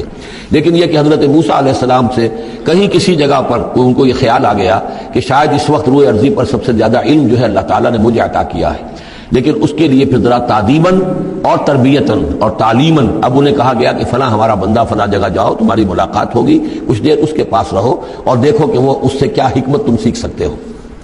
اب اس کے لیے حضرت موسیٰ نکلے ہیں اپنے نوجوان ساتھی خادم کے ساتھ، یوشع ابن نون ان کو ساتھ لے کر۔ وَإِذْ قَالَ مُوسَىٰ لِفَتَاهُ لَا أَبْرَحُ حَتَّىٰ أَبْلُغَ مَجْمَعَ الْبَحْرَيْنِ، اور جب کہا موسیٰ نے اپنے اس نوجوان ساتھی سے جن کا نام یوشع ابن نون ہے کہ میں نہیں باز آؤں گا یہاں تک کہ چلتا رہوں اور پہنچ جاؤں مجمع البحرین تک، جہاں پر کہ دونوں دریا مل جاتے ہیں، او امضی حقبا، یا پھر میں چلتا رہوں گا چاہے وہ مجھے سینکڑوں برس گزر جائیں، میں چلتا رہوں گا۔ بتایا گیا تھا مجمع البحرین پر وہ ملے گا، اور خاص نشانی اس کی بتا دی گئی تھی کہ ہمارا وہ بندہ وہاں ملے گا تمہیں۔ اب مجمع البحرین پر بھی اختلاف ہے، ایک کا تو خیال یہ ہے، وہ جو نقشہ میں نے آپ کو دکھایا تھا، کہ یہ جو ریڈ سی ہے، اس کی جو 2 کھاڑیاں ہو جاتی ہیں، تو ان کا جو مقام اتصال ہے گویا کہ وہاں بھیجا گیا کہ یہاں پر، لیکن صحیح رائے زیادہ جو ہے وہ یہ ہے کہ یہ جو دریائے نیل آتا ہے مصر میں، تو یہ سوڈان سے آتا ہے، تو 2 دریا مل کر یہ دریا بنتے ہیں، النیل ازرق اور النیل الابیض، ایک سفید رنگ کا پانی ہے اور ایک میں نیلے رنگ کا پانی ہے۔ یہ نقشہ ہمیں بھی اٹک پر نظر آتا ہے، دریائے سندھ جو تربیلا سے نکل کر پانی آتا ہے وہ نیلے رنگ کا ہے، اور جو دریائے کابل کا پانی آ رہا ہوتا ہے مغرب سے تو اس کا وہ پانی گدلا ہے، اور کافی دور تک پھر ہمیں نظر آتا ہے کہ یہ دریائے کابل کا پانی چل رہا ہے گدلے رنگ کا، اور یہ صاف صاف پانی جو ہے دریائے سندھ کا چل رہا ہے۔ تو اسی طرح کا معاملہ وہاں پر ہے، نیل جو ہے نیلا نیل اور سفید نیل، النیل الازرق اور النیل الابیض، وہاں پر پہنچے ہیں کہیں، یہ یوں سمجھیے خرطوم کے آس پاس۔ تو میں اب چلتا جاؤں گا۔ فلما بلغا مجمع بینہما، جب یہ پہنچ گئے اس دونوں دریاؤں کے ملنے کی جگہ پر، نسیا حوتہما، یہ بتا دیا گیا تھا کہ ایک جو مچھلی ہے تل کر اس کو ساتھ لے لینا تاکہ تمہارے وہ غذا کا کام بھی دے گی، اور اسی کو نشانی بنانا تھا اللہ نے بتانے کے لیے کہ کس جگہ پر وہ اس شخص سے ملاقات ہوگی۔ جب وہ پہنچے ان دونوں کی مجمع کے مقام پر، نسیا حوتہما، تو انہوں بھول گئے اپنی اس مچھلی کو، فاتخذ سبیلہ فی البحر سربا، اور وہ مچھلی جو ہے وہ زندہ ہو کر، حالانکہ بھنی ہوئی تھی تلی ہوئی تھی، وہ زندہ ہو کر اور اس نے وہ سرنگ سی بنا کر اور سمندر میں چلی گئی۔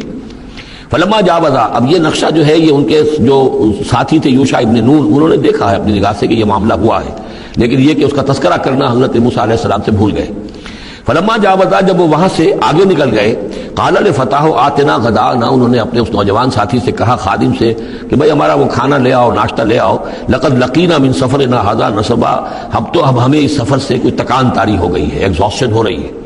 اور یہاں یہ نقطہ بیان کیا ہے مفسرین نے کہ چونکہ اس اصل مقام سے آگے نکل آئے تھے اس لیے اب تکان ہوئی ہے، ورنہ جو مقام تک پہنچنا تھا وہاں تک انہیں تکان کا کوئی احساس نہیں ہوا۔ قال ارأيت إذ أوينا إلى الصخرة، اس نوجوان نے یہ کہا خادم نے کہ آپ دیکھیے جب ہم اس چٹان کے پاس تھوڑی دیر کے لیے رکے تھے سستانے کے لیے، فإني نسيت الحوت، تو میں اس مچھلی پر نگاہ رکھنا بھول گیا، اس کی حفاظت کرنا بھول گیا۔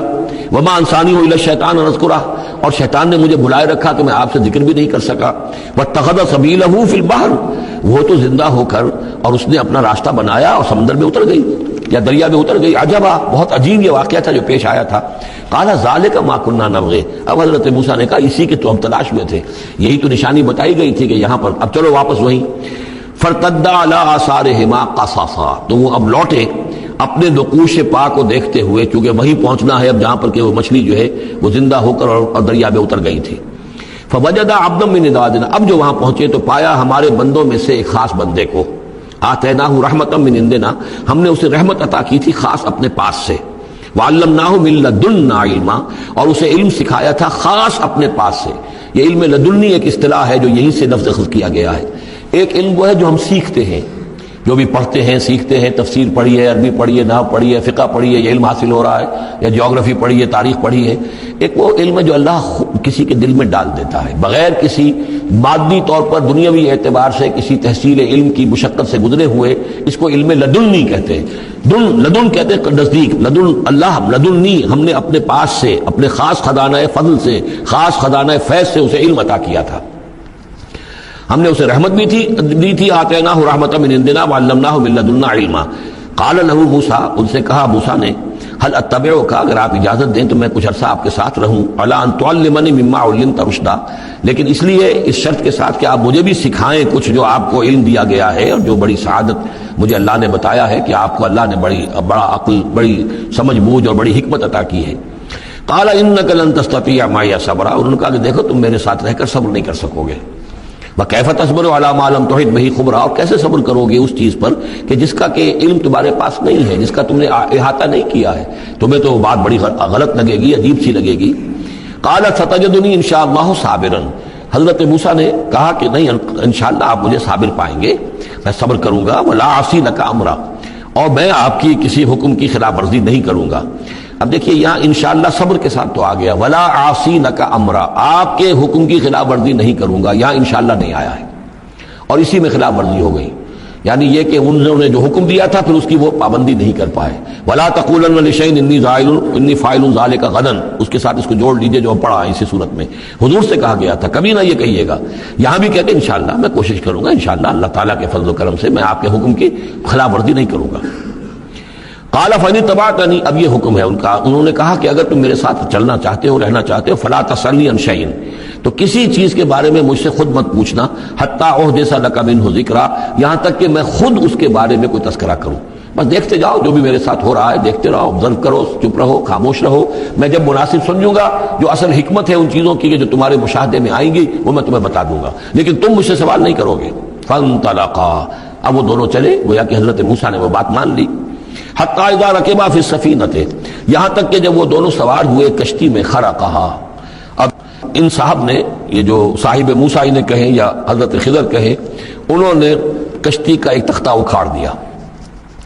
قال خرقتها لتغرق اهلها، اب حضرت موسیٰ علیہ السلام کہاں خاموش رہنے والے تھے. اتنا غلط کام کر رہے ہو تم، ساری کشتی کو ڈبونا چاہتے ہو، کیا تم نے توڑ ڈالا ہے، پھاڑ دیا ہے اس کشتی کو تاکہ غرق کر دو اس کے اندر جو سوار ہیں ان سب کو. لقد جئت شیئا امرا، یہ تو آپ نے ایک بہت غلط کام کیا، بہت بھاری ایک جرم ہے جو آپ سے سرزد ہوا ہے. قال الم اقل انک لن تستطیع معی صبرا،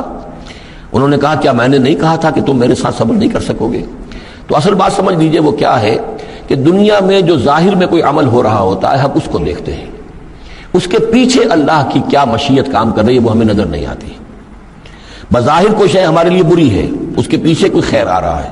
ہم اس بری چیز کو برا سمجھ کر اور وہ ہم جو ہے نالا و شیون کا معاملہ اختیار کر دیتے ہیں. عسیٰ ان تکرہوا شیئا وہو خیر لکم وعسیٰ ان تحبوا شیئا وہو شر لکم واللہ یعلم وانتم لا تعلمون. یہ ہے اصل میں وہ بات کہ جو سورہ بقرہ میں ہم نے پڑھی تھی. ہو سکتا ہے تم کسی چیز کو برا سمجھو جبکہ حقیقت میں وہ تمہارے لیے بہتر ہو، اور ہو سکتا ہے کہ تم کسی چیز کو اچھا سمجھو، حقیقت میں تمہارے لیے وہ مضر ہو. اللہ جانتا تم نہیں جانتے. تو تفویض الامر ہونا چاہیے اللہ کی طرف، اے اللہ جو تجھے میرے لیے پسند ہے. لیکن یہ جو بھی فرشتے کر رہے ہوتے ہیں، اور ظاہر بات ہے یہ بھی ہو سکتا ہے فرشتے ہوں یا اولیاء اللہ میں سے کسی کی روح ہے، تو جیسا کہ شاہ ولی اللہ کا قول میں نے آپ کو سنایا ہے کہ وہ بھی ملائکہ کے طبقہ اسفل میں شامل ہو جاتے ہیں اور وہی اللہ تعالیٰ کے احکام کی جو ہے تنفیذ کرتے ہیں. تو یہ شرعی احکام نہیں ہے، یہ تکوینی احکام ہے. کسی کا بچہ جو ہے چھت کے اوپر سے گرا مر گیا، اب وہ تو چیخ رہا ہے، ماں بھی چیخ رہی ہے، بہن بھائی بھی چیخ رہے ہیں. اب کیا پتا کہ یہ بچہ جو ہے اگر بڑا ہو جاتا تو یہ ماں باپ کے لیے سہان روح ہوتا. اللہ نے ان کے لیے خیر کیا ہے کہ اس بچے کو اس وقت لے لیا ہے، لیکن انہیں تو پتا نہیں کہ آئندہ کیا ہونا تھا. تو ہم ظاہر کو دیکھ کر جو ہے گھبرا جاتے ہیں اور اس کو اپنے لیے برا سمجھ بیٹھتے ہیں، جبکہ اللہ تعالیٰ کی بیدک الخیر، اللہ کے ہاتھ میں خیر ہی خیر ہے. لیکن ہماری شارٹ سائٹڈنس ہے کہ جس کی وجہ سے ہم چیزوں کو کسی اور رنگ میں لے رہے ہیں. اس کے لیے یہ تین واقعات ہیں کہ جو دکھائے گئے.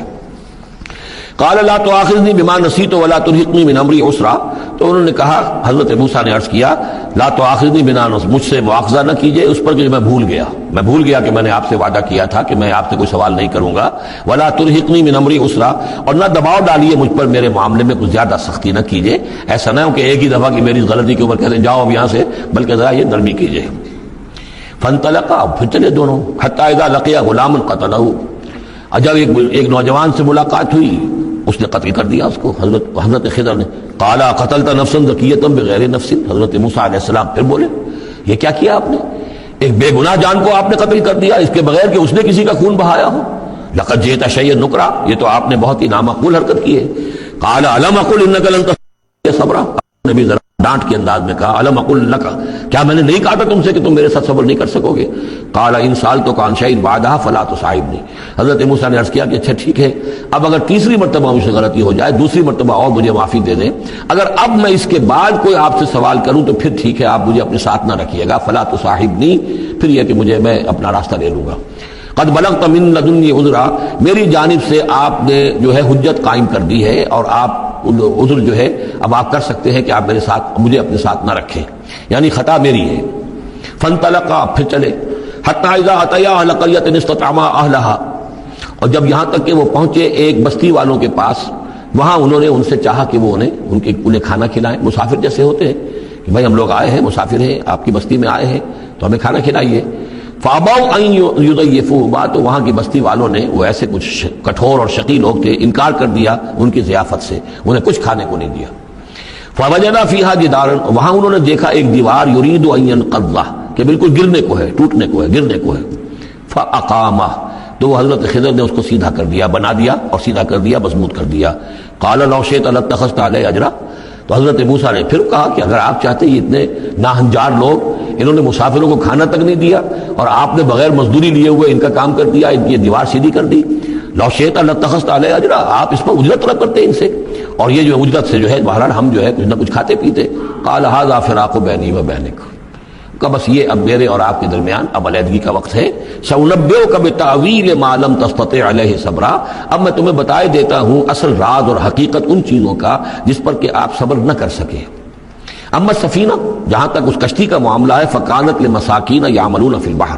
تو یہ ان مزدوروں کی ملکیت تھی کہ جو دریا میں محنت کرتے ہیں. جیسے کشتی ہے، ادھر سے ادھر اتار دیا، دو پیسے لے لیے، ایک پیسہ لے لیا، یہ مزدوری کر رہے ہیں، ان کے لیے گویا کہ کمائی کا اور ان کی معاش کا یہی ذریعہ ہے. فاردت ان اعیبھا، میں نے یہ چاہا کہ اس کو عیبدار کر دوں.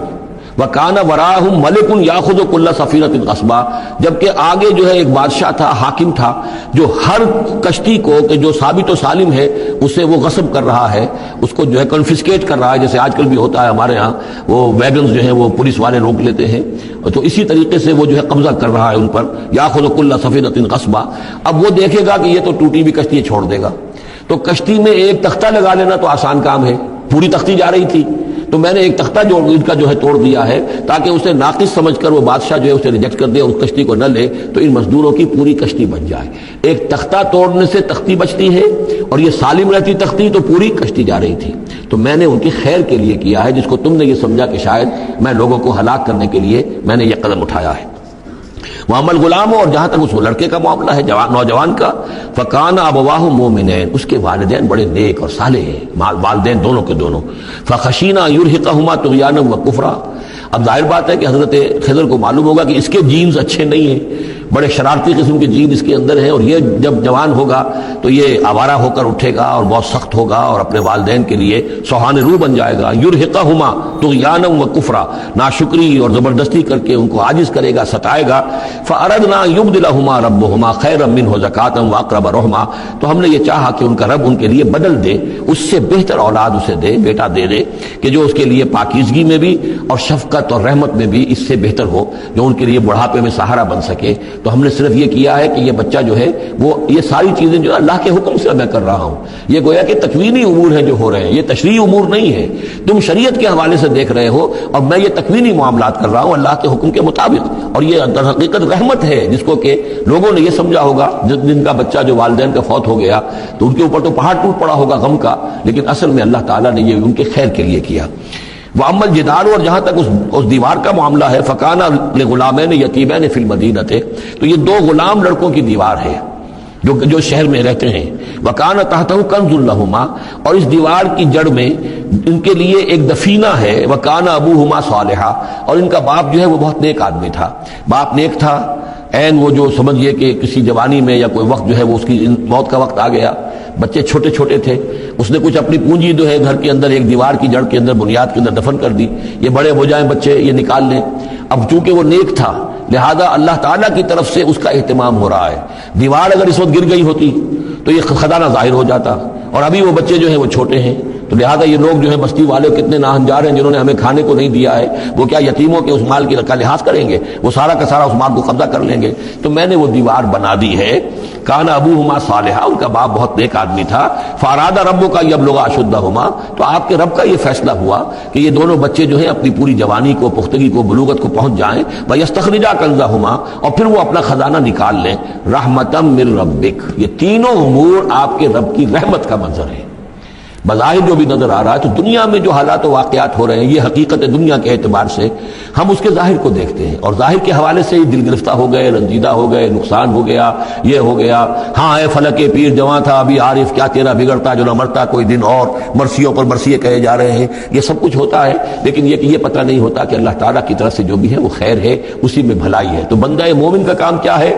تفویض الامر الی اللہ، اپنے معاملات کو اللہ کے حوالے کر دے، راضی برضائے رب جو اللہ کی طرف سے آیا کہ ہر ساقی ماریخ عین الطاف است، رحمت من ربک، یہ سب کچھ رحمت تھا، رحمت ہے آپ کے رب کی طرف سے، وما فعلتہ عن امری، یہ میں نے اپنے جی سے نہیں کیا ہے، میرا فیصلہ نہیں ہے۔ یعنی یہ جو بھی تھے، چاہے فرشتے تھے اور چاہے کوئی نیک انسان ہے جنہیں اللہ نے بہت لمبی زندگی دے دی ہے، چاہے یہ کوئی روح ہے کہ جو انسانی شکل میں پھر آ گئی ہے، کہ جو اللہ تعالیٰ نے کسی ولی اللہ کی روح کو جو ہے وہ طویل زندگی دے رکھی ہے، کوئی بھی ہے، اس سے کوئی فرق واقع نہیں ہوتا، لیکن یہ کہ وہ در حقیقت کارکنان قضاء و قدر کی فوج میں ریکروٹ ہو گئے، وہ جو فیصلے کر رہے ہیں، جس کی تنفیذ کر رہے ہیں، اس کا شریعت سے تعلق نہیں ہے، وہ تکوینی امور ہے اللہ تعالیٰ کے۔ ذالک تعویل ما لم تستطع علیہ صبرا، یہ ہے تعویل، یہ ہے اصل حقیقت، یہ ہے اصل راز ان چیزوں کا جس پر کہ اے موسیٰ تم صبر نہ کر پائے۔ اب اس کے بعد جو ایک رکوع میں واقعہ آ رہا ہے ذوالقرنین کا، تو جو بھی ایک دو منٹ ہمارے پاس ہے اس میں میں تھوڑی سی تمہید بیان کیے دیتا ہوں کہ تو ایک سوال یہ بھی تھا کہ ذوالقرنین کون ہے؟ یہ کون ہے؟ یہ سمجھیے کہ اس صدی تک تقریباً 1300 برس تک ہمارے مفسرین ان کے علم میں نہیں تھا کہ کوئی اتنا بڑا بادشاہ رہا ہو جتنا بڑے بادشاہ کا ذکر ابھی ذوالقرنین کے حوالے سے آئے گا، تو لہٰذا لوگوں نے یہ سمجھا عام طور پر کہ سکندر اعظم، یہی معلوم تھا سکندر بہت بڑا فاتح تھا، وہ مقدونیہ سے چلا یونان سے اور دریائے بیاس تک آ گیا، کتنا بڑا، تو اس کو، لیکن یہ کہ اس کی سیرت و کردار جو ہے جو سکندر کی معلوم ہے اس کی کوئی مناسبت ذوالقرنین کے اس کردار سے نہیں ہے۔ ذوالقرنین اصل میں ایران کے بادشاہ تھے، اور ایران اس وقت دو ملکوں میں اوپر میں منقسم تھا۔ اب بھی اگر ابھی کبھی نقشہ دیکھیں گے تو ایک علاقہ جو ہے ایران کا وہ تو ہے جو خراسان کا حصہ ہے، جو اصل ایران ہے اس کو بھی یوں سمجھیے دو حصوں میں، ایک پارس پرانا کہلاتا تھا جس سے فارس کا لفظ بنا ہے، اور دوسرا مادہ تھا، میڈیا یا مادہ۔ تو یہ ایک شخص ایسے ابھرے کہ جنہوں نے ان دونوں کو ملا کر ایک حکومت بنایا، اور وہاں سے سلطنت ایران کا جو یوں سمجھیے کہ جو ان کا ایک سنہرا دور ہے، اور ان کی عظمت و سطوت جس کی کہ وہ بہت زیادہ جس پر فخر کرتے ہیں، اس لیے کہ ایرانی قوم بڑی نیشنلسٹ ہے، نسل پرست ہے، ان کے اندر اپنی تاریخ پر، اپنی روایات پر جو ہے وہ بہت ان کو فخر ہے۔ تو وہاں سے وہ دور شروع ہوا، اور انہوں نے پھر اس علامت میں کہ میں نے دو ملکوں کو جوڑ کر ایک بنایا ہے، اپنے تاج کے اندر دو سینگ لگا لیے تھے، اور وہ جو ہے ذوالقرنین یہ لقب ان کا ہو گیا تھا۔ وَيَسْأَلُونَكَ عَنْ ذِي الْقَرْنَيْنِ قُلْ سَأَتْلُو عَلَيْكُم مِّنْهُ ذِكْرًا صدق اللہ العظیم۔ ذوالقرنین کے بارے میں آپ کو بتا چکا ہوں کہ ان کا نام تاریخ میں جو مشہور ہے وہ کہ خسرو یا سائرس، اور انہی سے اصل میں ایران کی عظمت کے دور کا آغاز ہوا تھا۔ چنانچہ تقریباً میں سمجھتا ہوں کہ شاید 25-30 سال پہلے کی بات ہے، جب شہنشاہ ایران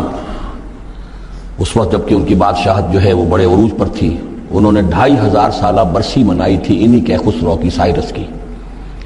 ان کی قبر جو ہے مقبرہ وہ دریافت ہو گیا تھا، اور وہاں پر ان کا ایک مجسمہ بھی دریافت ہوا تھا کھدائی پر، اس مجسمے میں وہ دو لگے ہوئے تھے سینگ بھی۔ اس موضوع پر سب سے پہلے مولانا ابوالکلام آزاد مرحوم نے جو اپنی ترجمان القرآن کے نام سے انہوں نے مختصر ترجمہ اور تفسیر لکھی ہے، اس میں بڑے تفصیلی نوٹس لکھے ہیں۔ سب سے پہلے اہل علم کے حلقے میں ان کے بارے میں جو معلومات ہیں وہ ان کے ذریعے سے آئی ہیں، اب یہ تقریباً یونیورسلی ایکسیپٹڈ ہے۔ پھر سوال پیدا ہوتا ہے کہ ان سے کیا دلچسپی یہود کو تھی، تو وہ بھی سمجھ لیجئے کہ نبوکدنضر نے 587 قبل مسیح میں حملہ کیا تھا فلسطین پر، اور نبوکدنضر عراق کا بادشاہ تھا۔ اس مڈل ایسٹ کو ذہن میں رکھیے کہ میڈیٹرینین کے بالکل ساتھ ہے ملک شام، اور شام ہی کا ایک علاقہ فلسطین ہے۔ اس وقت جو ہے یہ فلسطین اور اسرائیل اور شرق اردن اور ویسٹ بینک اور لبنان، یہ سب مل کر جو ملک بنتے ہیں در حقیقت یہ شام عرب ہے، یہ شام ہے۔ پھر اس کے مشرق میں یہ عراق عرب یا عراق ہے، اور اس کے مشرق میں پھر ایران ہے۔ تو عراق کا بادشاہ تھا جس نے حملہ کیا تھا، یروشلم پر تباہ و برباد کیا اور ان کو قیدی بنا کر لے گیا۔ کیپٹیوٹی کا دور ان کا تقریباً 150 برس کا ہے۔ لیکن اس عرصے میں ایران میں یہ شخصیت ابھری، خسرو کی یا سائرس کی۔ اس نے پھر فتوحات کا دائرہ شروع کیا، تو سب سے پہلے عراق کو فتح کیا، بیبیلونیا کو،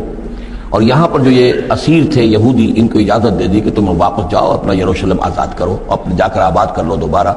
تو گویا کہ یہ محسن ہیں، ان کے ذوالقرنین جو ہے ان کے محسن ہیں، جن کی وجہ سے کہ جن کے ذریعے سے اللہ تعالیٰ نے انہیں بیبیلونیا یعنی عراق کی کیپٹیوٹی جو ان کی اسارت کا دور تھا اس کو ختم کیا، آزادی ملی، اور پھر یہ واپس آئے۔ حضرت عزیر علیہ السلام کے ساتھ قافلہ آیا ہے، اور وہ تقریباً پھر انہوں نے آ کر یہاں اثر نو اس شہر کو بھی آباد کیا، اور ہیکل جو ہے حضرت سلیمان علیہ السلام کا بنایا ہوا جو عبادت خانہ تھا اس کو دوبارہ تعمیر کیا۔ اس اعتبار سے ذوالقرنین جو ہے وہ ان کی تاریخ میں ایک معروف شخصیت ہے۔ تاریخ سے معلوم ہوتا ہے کہ انہوں نے پھر ایران کی پہلی حکومت کو کنسولیڈیٹ کر کے پارس اور مادہ کو ملا کر ایک سلطنت ایران بنائی۔ پھر ان کی فتوحات کے 3 دائرے ہیں۔ مغرب کی طرف میڈیٹرینین تک پورا علاقہ فتح کر لیا۔ مشرق میں پھر یہ ہمارا جو مکران تک کا علاقہ ہے، یہ سارا کا سارا علاقہ ایران کے ساتھ ہی ملتا ہوا ہے، بلوچستان، مکران، یہ پورا علاقہ انہیں فتح کیا۔ ایک مہم ان کی شمال کی طرف گئی، بحیرہ کیسپین جو ہے، اور ادھر سے جو وہ بلیک سی ہے، بحیرہ اسود، ان دونوں کے درمیان جو پہاڑی سلسلے ہیں، یہ شمال کی طرف جو ہے تیسری مہم گئی۔ جیسے کہ حضرت عمر رضی اللہ تعالیٰ عنہ کے عہد میں بھی 3 لشکر نکلے تھے مسلمانوں کے جزیرہ نما عرب سے۔ ایک لشکر شام سے ہوتا ہوا پھر مصر کی طرف گیا ہے، ایک لشکر عراق سے ہوتا ہوا ایران کی طرف گیا ہے، اور ایک لشکر سیدھا شمال کی طرف گیا ہے، اور کوہ قاف تک جو ہے جس کو کوکیشیا کہتے ہیں، وہاں تک کی فتوحات حاصل کی مسلمانوں نے۔ تو تقریباً یہی سمجھیے کہ ایک بلو پرنٹ تھا جو کہ یعنی ہمارے اس دور خلافت راشدہ سے جو سمجھیے کہ لگ بھگ کوئی 2000 سال قبل جو ہے یہ واقعہ پیش آیا ہے، یا بلکہ اس سے کم، کوئی 1500 سال قبل یہ واقعہ پیش آیا ہے، اور یہ ذوالقرنین جو ہے یہ یہاں پر ایک بڑی عظیم سلطنت کے بانی بنے، لیکن نیک آدمی تھے۔ اور معلوم یہ ہوتا ہے کہ یہ اصل میں جو کہانیاں ہیں، یہ ان کے داستانیں ہیں کہ ان کو قتل کیا جانا تھا۔ یہ کہیں شہزادے تھے کسی چھوٹی سی مملکت کے، اور وہاں سے ان کو کسی نے بچایا کسی طریقے سے، اور پھر یہ صحرا میں رہے روپوش، اور وہاں کسی نبی کی تعلیم سے ان کو آشنائی ہوئی ہے۔ ہو سکتا ہے کوئی اسرائیلی نبی ہی کی تعلیم ہو، یہ بھی ہو سکتا ہے کہ زرتشت جو ہیں وہ بھی کوئی اللہ کے نبی ہوں اور ان کی تعلیم ان تک پہنچی ہو، لیکن خود ان کا کردار جو قرآن پیش کر رہا ہے وہ بہت ایک نیک، مومن، صالح، ایک بندہ مومن، اس کا کردار ہے۔ یہ کردار جو ہے کسی بھی درجے میں 1% بھی جو ہے وہ کسی اور دوسرے فاتح پر یا کسی اور حکمران کے اوپر، جنہیں بھی ہم جانتے ہیں تاریخی اعتبار سے، ان پر منطبق نہیں ہوتا۔ یہ انہی کی شخصیت ہے۔ وَيَسْأَلُونَكَ عَنِ ذِي الْقَرْنَيْنِ، اور اے نبی آپ سے پوچھ رہے ہیں ذوالقرنین کے بارے میں، قُلْ سَأَتْلُو عَلَيْكُم مِّنْهُ ذِكْرًا، ان سے کہیے میں عنقریب تمہیں اس کے بارے میں کچھ حالات بتاتا ہوں۔ اِنَّا مَكَّنَّا لَهُ فِي الْأَرْضِ، ہم نے اسے زمین میں بڑا تمکن عطا کیا تھا، غلبہ عطا کیا تھا۔ وَآتَيْنَاهُ مِن كُلِّ شَيْءٍ سَبَبًا، اور ہم نے اسے ہر طرح کا ساز و سامان، وسائل و ذرائع، تمام اسباب جو ہیں فراہم کر دیے تھے۔ فَأَتْبَعَ سَبَبًا، تو انہوں نے پھر ایک مہم تیار کی، یعنی ایک فتوحات کا دائرہ مغرب کی طرف، حتیٰ اذا بلغ مغرب الشمس، یہاں تک کہ جب وہ سورج کے غروب ہونے کی جگہ تک پہنچ گئے۔ اب یہ پرانے زمانے میں ظاہر بات ہے کہ پورا اس سے زیادہ نقشہ تو لوگوں کو معلوم بھی نہیں تھا۔ جب میڈیٹرینین کے ساحل پر پہنچ گئے تو معلوم ہوا آگے تو سمندر ہے، اور سمندر میں پھر آدمی کو محسوس ہوتا ہے سورج ڈوبتا ہوا۔ اگر آپ ساحل سمندر پر کھڑے ہو کر دیکھیں تو معلوم ہوتا ہے سمندر میں سورج ڈوب رہا ہے۔ تو یہ گویا کہ مغرب الشمس بن گیا ان کے لیے، وہ یہ سورج کے ڈوبنے کی جگہ۔ حتیٰ اذا بلغ مغرب الشمس، جب وہ پہنچ گئے سورج کے غروب ہونے کی جگہ، وجدہا تغرب فی عین حمیۃ، تو انہوں نے دیکھا اسے ڈوبتے ہوئے، وہ ڈوب رہا ہے ایک بڑے گدلے سے سمندر کے اندر۔ وہ جو وہاں کا سمندر ہے بڑا گدلا سا ہے، یہ ایجین سی وغیرہ جو کہلاتے ہیں، یہ بہت گدلے سے پانی کے ہیں۔ وَوَجَدَ عِندَهَا قَوْمًا، اور وہاں انہوں نے ایک قوم کو پایا مراد یہ کہ اس قوم پر انہیں فتح ہوئی، جنگ ہوئی، انہوں نے ان کو شکست دی، اور وہ قوم گویا کہ اب ان کے رحم و کرم پر ان کی گویا کہ وہ محکوم ہو گئی۔ قُلْنَا يَا ذُوالْقَرْنَيْنِ، ہم نے کہا ذوالقرنین سے، اب یا تو یہ کہ یہ شاید نبی ہوں، واللہ عالم، تو اللہ تعالیٰ کا اس طریقے سے براہ راست ان کو وحی کرنا، لیکن غیر نبی کو بھی اللہ تعالیٰ الہام کے ذریعے سے، جیسا کہ ہم نے دیکھا کہ وہ تو شہد کی مکھی کو بھی لفظ وحی آیا ہے، تو یہاں آیا ہم نے کہا اے قرنین، اور یہ بھی ہو سکتا ہے یہ صورتحال کی تعبیر ہو۔ کہ گویا کہ وہ حالات زبان حال سے یہ کہہ رہے تھے قلنا یا ذوالقرنین اما ان تعذب و اما ان تتخذ فیہم حسنا، کہ یا اے ذوالقرنین تمہیں پورا اختیار ہے، چاہو تو یہ جو مفتوح قوم ہے تمہاری اسے تم سزا دو، عذاب دو، ستاؤ انہیں، یا یہ کہ تم ان کے اندر اچھی روش اختیار کرو، ان کے ساتھ حسن سلوک کرو۔ قال انہوں نے کہا اما من ظلم، جو کوئی ظالم ہے، بے انصاف ہے، ہو سکتا ہے اس سے مراد کفر اور شرک بھی ہو، فسوف نعذبہ ثم یرد الی ربہ فیعذبہ عذابا نکرا، تو اسے تو ہم عذاب دیں گے، سزا دیں گے، اور پھر وہ لوٹایا جائے گا اپنے رب کی طرف، پھر اس کا رب اس کو عذاب دے گا جو اصل عذاب ہے، برا عذاب، سخت عذاب۔ واما من آمن وعمل صالحا، اور جو لوگ ایمان لائیں گے اور یقین کریں گے حقائق پر، اللہ کو مانیں گے، وعمل صالحا اور نیک عمل کریں گے، فلہ جزاء الحسنی، تو اس کو ہم اچھا بدلہ بھی دیں گے، وسنقول له من امرنا یسرا، اور اس سے ہم اپنے معاملے میں بھی نرم بات کریں گے، یعنی یہ کہ ان سے ٹیکس اگر لینے ہیں تو نرمی کے ساتھ لیں گے، جو مفتوحہ ممالک کے ساتھ معاملہ ہوتا ہے تو ہم ان کے ساتھ نرمی کا سلوک کریں گے جو ایمان لے آئیں گے۔ ثم اتبع سبابا، مغرب کی طرف سے فارغ ہو کر پھر اب یہ مشرق کی طرف گئے، پھر انہوں نے ایک اور مہم کا بندوبست کیا، حتی اذا بلغ مطلع الشمس، یہاں تک کہ جب وہ سورج کے طلوع ہونے کی جگہ تک پہنچ گئے۔ اب یہ جہاں تک تاریخی طور پر ثابت ہے وہ صرف مکران کے علاقے تک اتنی دور تک آئے ہیں، واللہ عالم، ہو سکتا ہے کہ مکران کے ساحل پر کھڑے ہو کر بھی انہیں محسوس ہوا ہو کہ بس اب یہ سورج جو ہے غروب ہو رہا ہے یا طلوع ہو رہا ہے وہاں سے، مطلع الشمس۔ تو وہاں جب پہنچے وجدہا تطلع علی قوم لم نجعل لہم من دونہا سترا، تو انہوں نے پایا اس کو کہ وہ طلوع ہوتا ہے ایک ایسی قوم پر کہ جس کے لیے ہم نے آفتاب سے کوئی اوٹ نہیں رکھی ہے، یعنی یہاں کے جو قبائل تھے، گیڈروسیا وغیرہ یہ کہلاتا تھا اس زمانے کے اندر، یہ وحشی قبائل تھے، ان کو ابھی چھت بنانے کا فن نہیں آیا تھا، یعنی گھر جو ہوتے تھے وہ صرف دیواریں کھڑی ہوتی تھیں، کہ جو خالی پلاٹ ہے زمین کا اس میں یہ دیوار کھڑی ہے، یہ میرا گھر ہے تمہارا گھر ہے، لیکن گھر میں چھت وغیرہ کا بھی کوئی تصور ان کے ہاں نہیں تھا۔ ظاہر بات ہے کہ چھت ڈالنا جو ہے یہ تو ایک تمدن کے ارتقاء کے دور کی علامت ہے، تو وہ بغیر کسی سورج کے سائے کے وہ اپنی زندگی گزارتے تھے۔ کذالک، ایسا ہی ہوا وہاں بھی، یعنی جو پہلے ہوا تھا کہ یہاں بھی معاملہ وہی ہوا کہ اللہ تعالیٰ نے اختیار مطلق انہیں دیا، فتح دی، لیکن انہوں نے یہاں بھی یہی کہا کہ جو نیک لوگ ہوں گے ان کے ساتھ ہم نرمی کریں گے اور جو شریر ہوں گے ان کو سخت سزا دیں گے۔ وقد احطنا بما لدیہ خبرا، اور ہمیں پوری طرح معلوم ہے کہ جو وہاں اس کی خبر ہوئی اور جو بھی حالات وہاں گزرے، جو ماجرا وہاں ہوا۔ ثم اتبع سببا، اب یہ تیسری آ رہی ہے، ثم اتبع سببا، پھر اس نے ایک اور مہم تیار کی، یہ شمالی مہم ہے، حتی اذا بلغ بین السدین، یہاں تک کہ جب وہ دونوں پہاڑوں کے درمیان پہنچ گئے، دو دیواروں کے درمیان پہنچ گئے، تو یہ سمجھ لیجئے بحیرہ کیسپین داہنی طرف ہے مشرق میں، اور بلیک سی بحیرہ اسود، اس کے درمیان یہ سلسلہ کوہ ہے، اور یہ پیرلل چلتے ہیں دو، اور ان کے درمیان سے پھر وہ درے ہیں کہ جن میں سے ہو کر شمالی علاقے سے جو وحشی قبائل تھے وہ آ کر یہاں حملہ کرتے تھے، تاخت و تاراج کرتے تھے، لوٹ مار کر کے چلے جاتے تھے، جن کو یاجوج ماجوج کہا گیا ہے۔ حتی اذا بلغ بین السدین، جبکہ یہ پہنچے ان دونوں دیواروں کے درمیان، وجد من دونہما قوما، تو انہوں نے پایا ان دونوں کے ورے ایسے لوگوں کو، لا یکادون یفقہون قولا، یہ لوگ بھی ایسے تھے غیر متمدن، کیونکہ بات سمجھتے نہیں تھے، یعنی زبان ایسی ہوگی کہ جو ان کی سمجھ میں نہیں آ رہی تھی، لیکن یہ کہ کسی نہ کسی ذریعے سے انہوں نے اپنا ایک مطلب، اپنی ایک عرضداشت پیش کی۔ قالوا یا ذوالقرنین، انہوں نے کہا کہ اے ذوالقرنین، ان یاجوج و ماجوج مفسدون فی الارض، یاجوج اور ماجوج جو قومیں ہیں یہ زمین میں بہت فساد مچانے والی ہیں، فہل نجعل لک خرجا، تو کیا ہم آپ کے لیے ایک سالانہ خراج مقرر کر دیں، الی ان تجعل بیننا و بینہم سدا، اس کے عوض کہ آپ ہمارے اور ان کے درمیان ایک سد تعمیر کر دیں، ایک دیوار حائل کر دیں کہ وہ ہم پر حملہ آور نہ ہو سکے، درے کو بند کر دیا جائے۔ یوں سمجھیے جس اصول پر کہ آج کل ڈیم بنتے ہیں، ڈیم پہاڑی سلسلہ یوں آ رہا ہے، پہاڑی سلسلہ یوں آ رہا ہے، دریا درمیان میں سے گزر رہا ہے، آپ نے گزرگاہ پر ایک دیوار کھڑی کر دی تو یہ گویا کہ ایک آرٹیفیشل لیک کریٹ ہو گئی، پانی یہاں جمع ہو رہا ہے۔ تو اگر پہاڑی سلسلے دو چل رہے ہوں، ان کے درمیان جو راستہ ہے اس کو اگر بند کر دیا جائے، ایک دیوار کھڑی کر دی جائے اور اس دیوار کے مضبوط دیوار ہو، تو ظاہر بات ہے کہ پھر ادھر سے کوئی آ کر حملہ آور نہیں ہو سکتا، ان کے لیے ایک حفاظت کا سامان ہو جاتا ہے۔ یہاں یہ سمجھ لیجئے کہ یاجوج ماجوج سے کیا مراد ہے۔ حضرت یافس علیہ السلام، جو تین بیٹے تھے حضرت نوح علیہ السلام کے، سام، حام، یافس، سامی نسل کے بارے میں تو ہم نے بہت کچھ سمجھ لیا کہ حضرت ابراہیم بھی سامی نسل سے تھے، پھر قوم عاد بھی سام ہی کے نسل کی ایک شاخ تھی، قوم سمود بھی اسی کی شاخ تھی، یہ تمام جو ہے یہ تو سیمیٹک ریسز ہیں۔ حضرت یافس کی اولاد نے یہ سینٹرل ایشین ماؤنٹینز کا جو سلسلہ ہے اس کو کراس کیا اور شمال میں چلے گئے،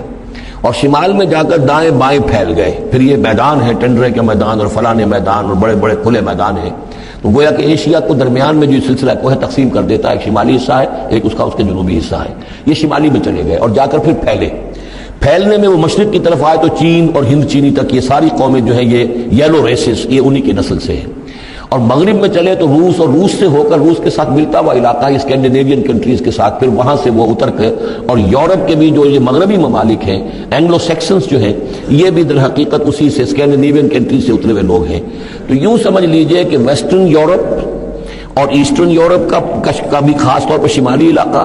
اور پورا یہ روس کا علاقہ، اور پورا صحرائے گوبی، اور پورا چین، اور وہاں تک جو ہے ہند چینی تک، یہ یافس کی نسل ہے. یافس کے جن بیٹوں کے نام تورات میں آئے ہیں، کئی نام ہیں، وہ کوئی ایک دو نہیں، ان میں گوگ اینڈ میگوگ بھی ہے، توبال بھی ہے، موسک بھی ہے. موسک ایک شخص کا نام ہے، اور موسکو ہو سکتا ہے کہ اسی نے آباد کیا ہو اور وہیں سے وہ نام بنا ہو. توبال اور بالٹک سی جو ہے اس ایریا کے اندر جو ہے بالٹک سٹیٹس، توبال ان کے ایک بیٹے کا نام تھا. یہ تورات کے اندر نام دیے گئے ہیں. گوگ اینڈ میگوگ، یاجوج ماجوج، یہ بھی انہی کے بیٹوں کے. یہ تمام اقوام جو ہے یہ وحشی ہیں،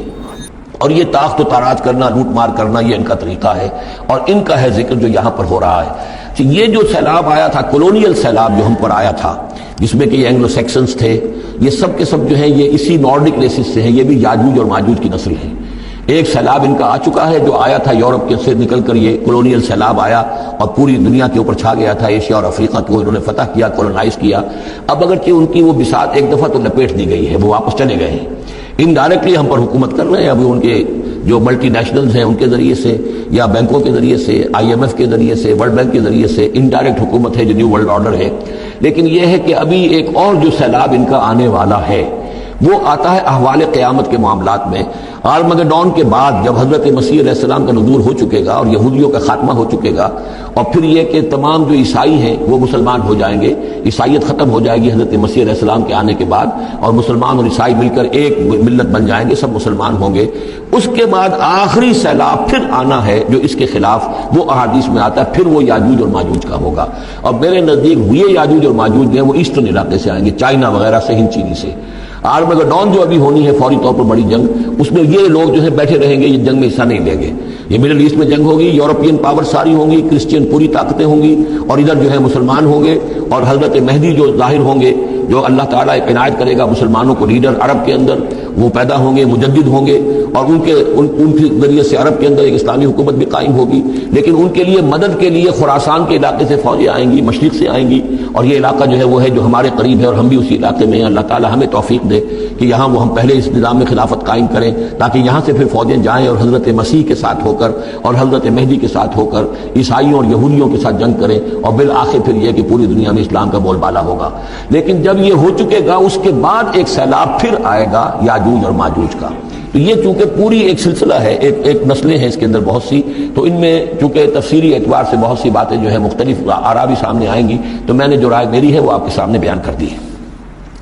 اس وقت میں وہ یاجوج ماجوج تھے جو ان شمالی دروں سے آ کر حملے کرتے تھے. قالوا یا ذا القرنین ان یاجوج و ماجوج مفسدون فی الارض. وہ جو میں نے عرض کیا ہے کہ قیامت کے قریب بھی معاملہ ہوگا، یہ سورہ انبیاء کی آیات 97-98 ہے. حتی اذا فتحت یاجوج و ماجوج وهم من كل حدب ينسلون واقترب الوعد الحق فاذا هي شاخصة ابصار الذين كفروا. اب زیادہ دور نہیں، ہم سورہ انبیاء بھی قریب ہی آ رہی ہے، انشاءاللہ وہاں اس کو ہم پڑھیں گے. تو دو جگہ قرآن مجید میں یاجوج اور ماجوج کا ذکر ہے. ایک یہ جو قریب قیامت میں ان کا جو ظہور ہونے والا ہے، ایک اس وقت کا معاملہ یہ چھوٹا سا تھا کہ جو ذوالقرنین کے سامنے آیا ہے. تو کیا ہم آپ کے لیے ایک سالانہ خراج طے کر دیں تاکہ آپ ہمارے لیے یہاں ایک سد تعمیر کر دیں، ایک بند باندھ دیں یہاں پر. قال ما مکنی فیہ ربی خیر. اب دیکھیے ان کا کردار، ان کا مجھے جو کچھ میرے رب نے دے رکھا ہے، دولت دے رکھی ہے، مال دے رکھا ہے، وہ بہت بہتر ہے اس سے کہ جو تم مجھے پیش کر رہے ہیں. مجھے خراج کی ضرورت نہیں ہے. ہاں تمہاری ایک ضرورت ہے، میں وہ پوری کر دیتا ہوں. فاعینونی بقوت، مجھے مین پاور فراہم کرو، باقی ساری سامان جو ہے میں فراہم کر لوں گا، لیکن بہرحال اس کو بنانے کے لیے، دیوار بنانے کے لیے اور دونوں پہاڑوں کے درمیان اتنی بڑی جو سد تعمیر کرنے کے لیے جو مین پاور چاہیے، اعینونی بقوت، تو محنت کے ذریعے سے، مین پاور کے ذریعے سے میری مدد کرو. اجعل بینکم و بینہم ردما، میں ان کے اور تمہارے درمیان ایک موٹی دیوار بنا دوں گا. آتونی زبر الحدید، لاؤ میرے پاس تختے لوہے کے. حتی اذا ساوا بین الصدفین، یہاں تک کہ جب دونوں جو اونچانے تھیں اس کے درمیان کا پورا علاقہ پر ہو گیا، بھر گیا، وہ لوہے کے تختے جو ہیں اس کے اندر بھرے جا رہے ہیں. حتی اذا ساوا، برابر کر دیا دونوں پھانکوں تک پہاڑ کی. قال انفخوا، اب ان کا کہ آگ جلاؤ اس کے نیچے. وہ دہکا دی بھٹی. جس سے کہ وہ لوہا گرم ہوا اور لوہے کی تختے جو ہیں وہ گرم ہو گئے. حتیٰ اذا جعلہ نارا، جبکہ وہ سارے کے سارے لوہے کے جو تپ گئے خود اور سرخ ہو گئے. قال آتونی افرغ علیہ قطرہ، تو کہا لاؤ میرے پاس پگھلا ہوا تانبا کہ میں اس کے اوپر انڈھیل دوں. تو اس طریقے سے گرین فورس کانکریٹ سے بھی 10 گنا سمجھیے مضبوط شے انہوں نے بنا دی کہ اس میں لوہا اور پھر لوہا سیسا یا تانبا پلایا ہوا، تو اس طریقے سے ایک بڑی مضبوط دیوار قائم کر دی. اس دیوار کے جو آثار اب بھی موجود ہیں، دیوار تو موجود نہیں ہے، یہ داریال اور دربند کے درمیان یہ کشادہ راستہ ہے اب بھی، یہ ویسٹ کوسٹ جو ہے کیسپین کا اس کے ساتھ. اس کی لمبائی 50 میل اور اس کی اونچائی 29 فٹ اور 10 فٹ چوڑی یہ دیوار تھی جو اس وقت بنی ہے. یعنی جس طریقے سے کہ بنتے ہیں بڑے بڑے بند، ان سے بھی بڑی یہ تھی صد تعبیر کی گئی. السد العالی کہلاتا ہے اسوان ڈیم جو ہے، جو مصریوں نے بنایا تھا، بہت بڑا ڈیم السد العالی، اونچی دیوار. تو ہمارے ہاں یہ تربیلا اور منگلہ یہ سب کیا ہے، یہ اسی طرح کے ڈیم ہیں کہ پہاڑی سلسلے آ رہے ہیں، دریا جا رہا تھا، وہاں آپ نے دیوار کھڑی کر دی، پانی رک گیا اور وہ جھیل بن گئی. فمستطاعوا ان یظہروہ، تو انہوں نے کہا کہ اب یہ لوگ نہ تو یہ اس کے اوپر سے آ سکیں گے، اس کو نہ چڑھ سکیں گے، ومستطاعوا لہ نقبا، نہ اس میں کوئی سوراخ لگا سکیں گے، نقب لگا سکیں گے. قال ھذا رحمۃ من ربی، یہ سب اتنا بڑا کارنامہ کر کے بھی انہوں نے کہا یہ سب رحمت ہے میرے رب کی طرف سے، میرا کوئی کمال نہیں، یہ سب اللہ کی طرف سے ہے. فاذا جاء وعد ربی، اور جب میرے رب کا وعدہ آئے گا، جعلہ دکا، وہ اس پوری دیوار کو جو ہے ریزہ ریزہ کر دے گا، ختم ہو جائے گی دیوار. اب وہ دیوار وہاں موجود نہیں ہے، وہ ختم ہو چکی ہے امتداد زمانہ سے، اب اس کے کوئی آثار باقی نہیں رہے. بس آثار معلوم ہو جاتے ہیں کہ یہاں وہ دیوار ہوتی تھی، جس سے یہ میں نے ڈائمنشنز آپ کو دیے ہیں. وَكَانَ وَعْدُ رَبِّي حَقًّا، اور میرے رب کا وعدہ جو ہے وہ حق ہے، سچ ہے، پورا ہو کر رہے گا. السلام علیکم سامعین، ڈاکٹر اسرار احمد صاحب کے مزید بیانات سننے کے لیے ہمارے چینل صدائے ایمان کو سبسکرائب کیجیے.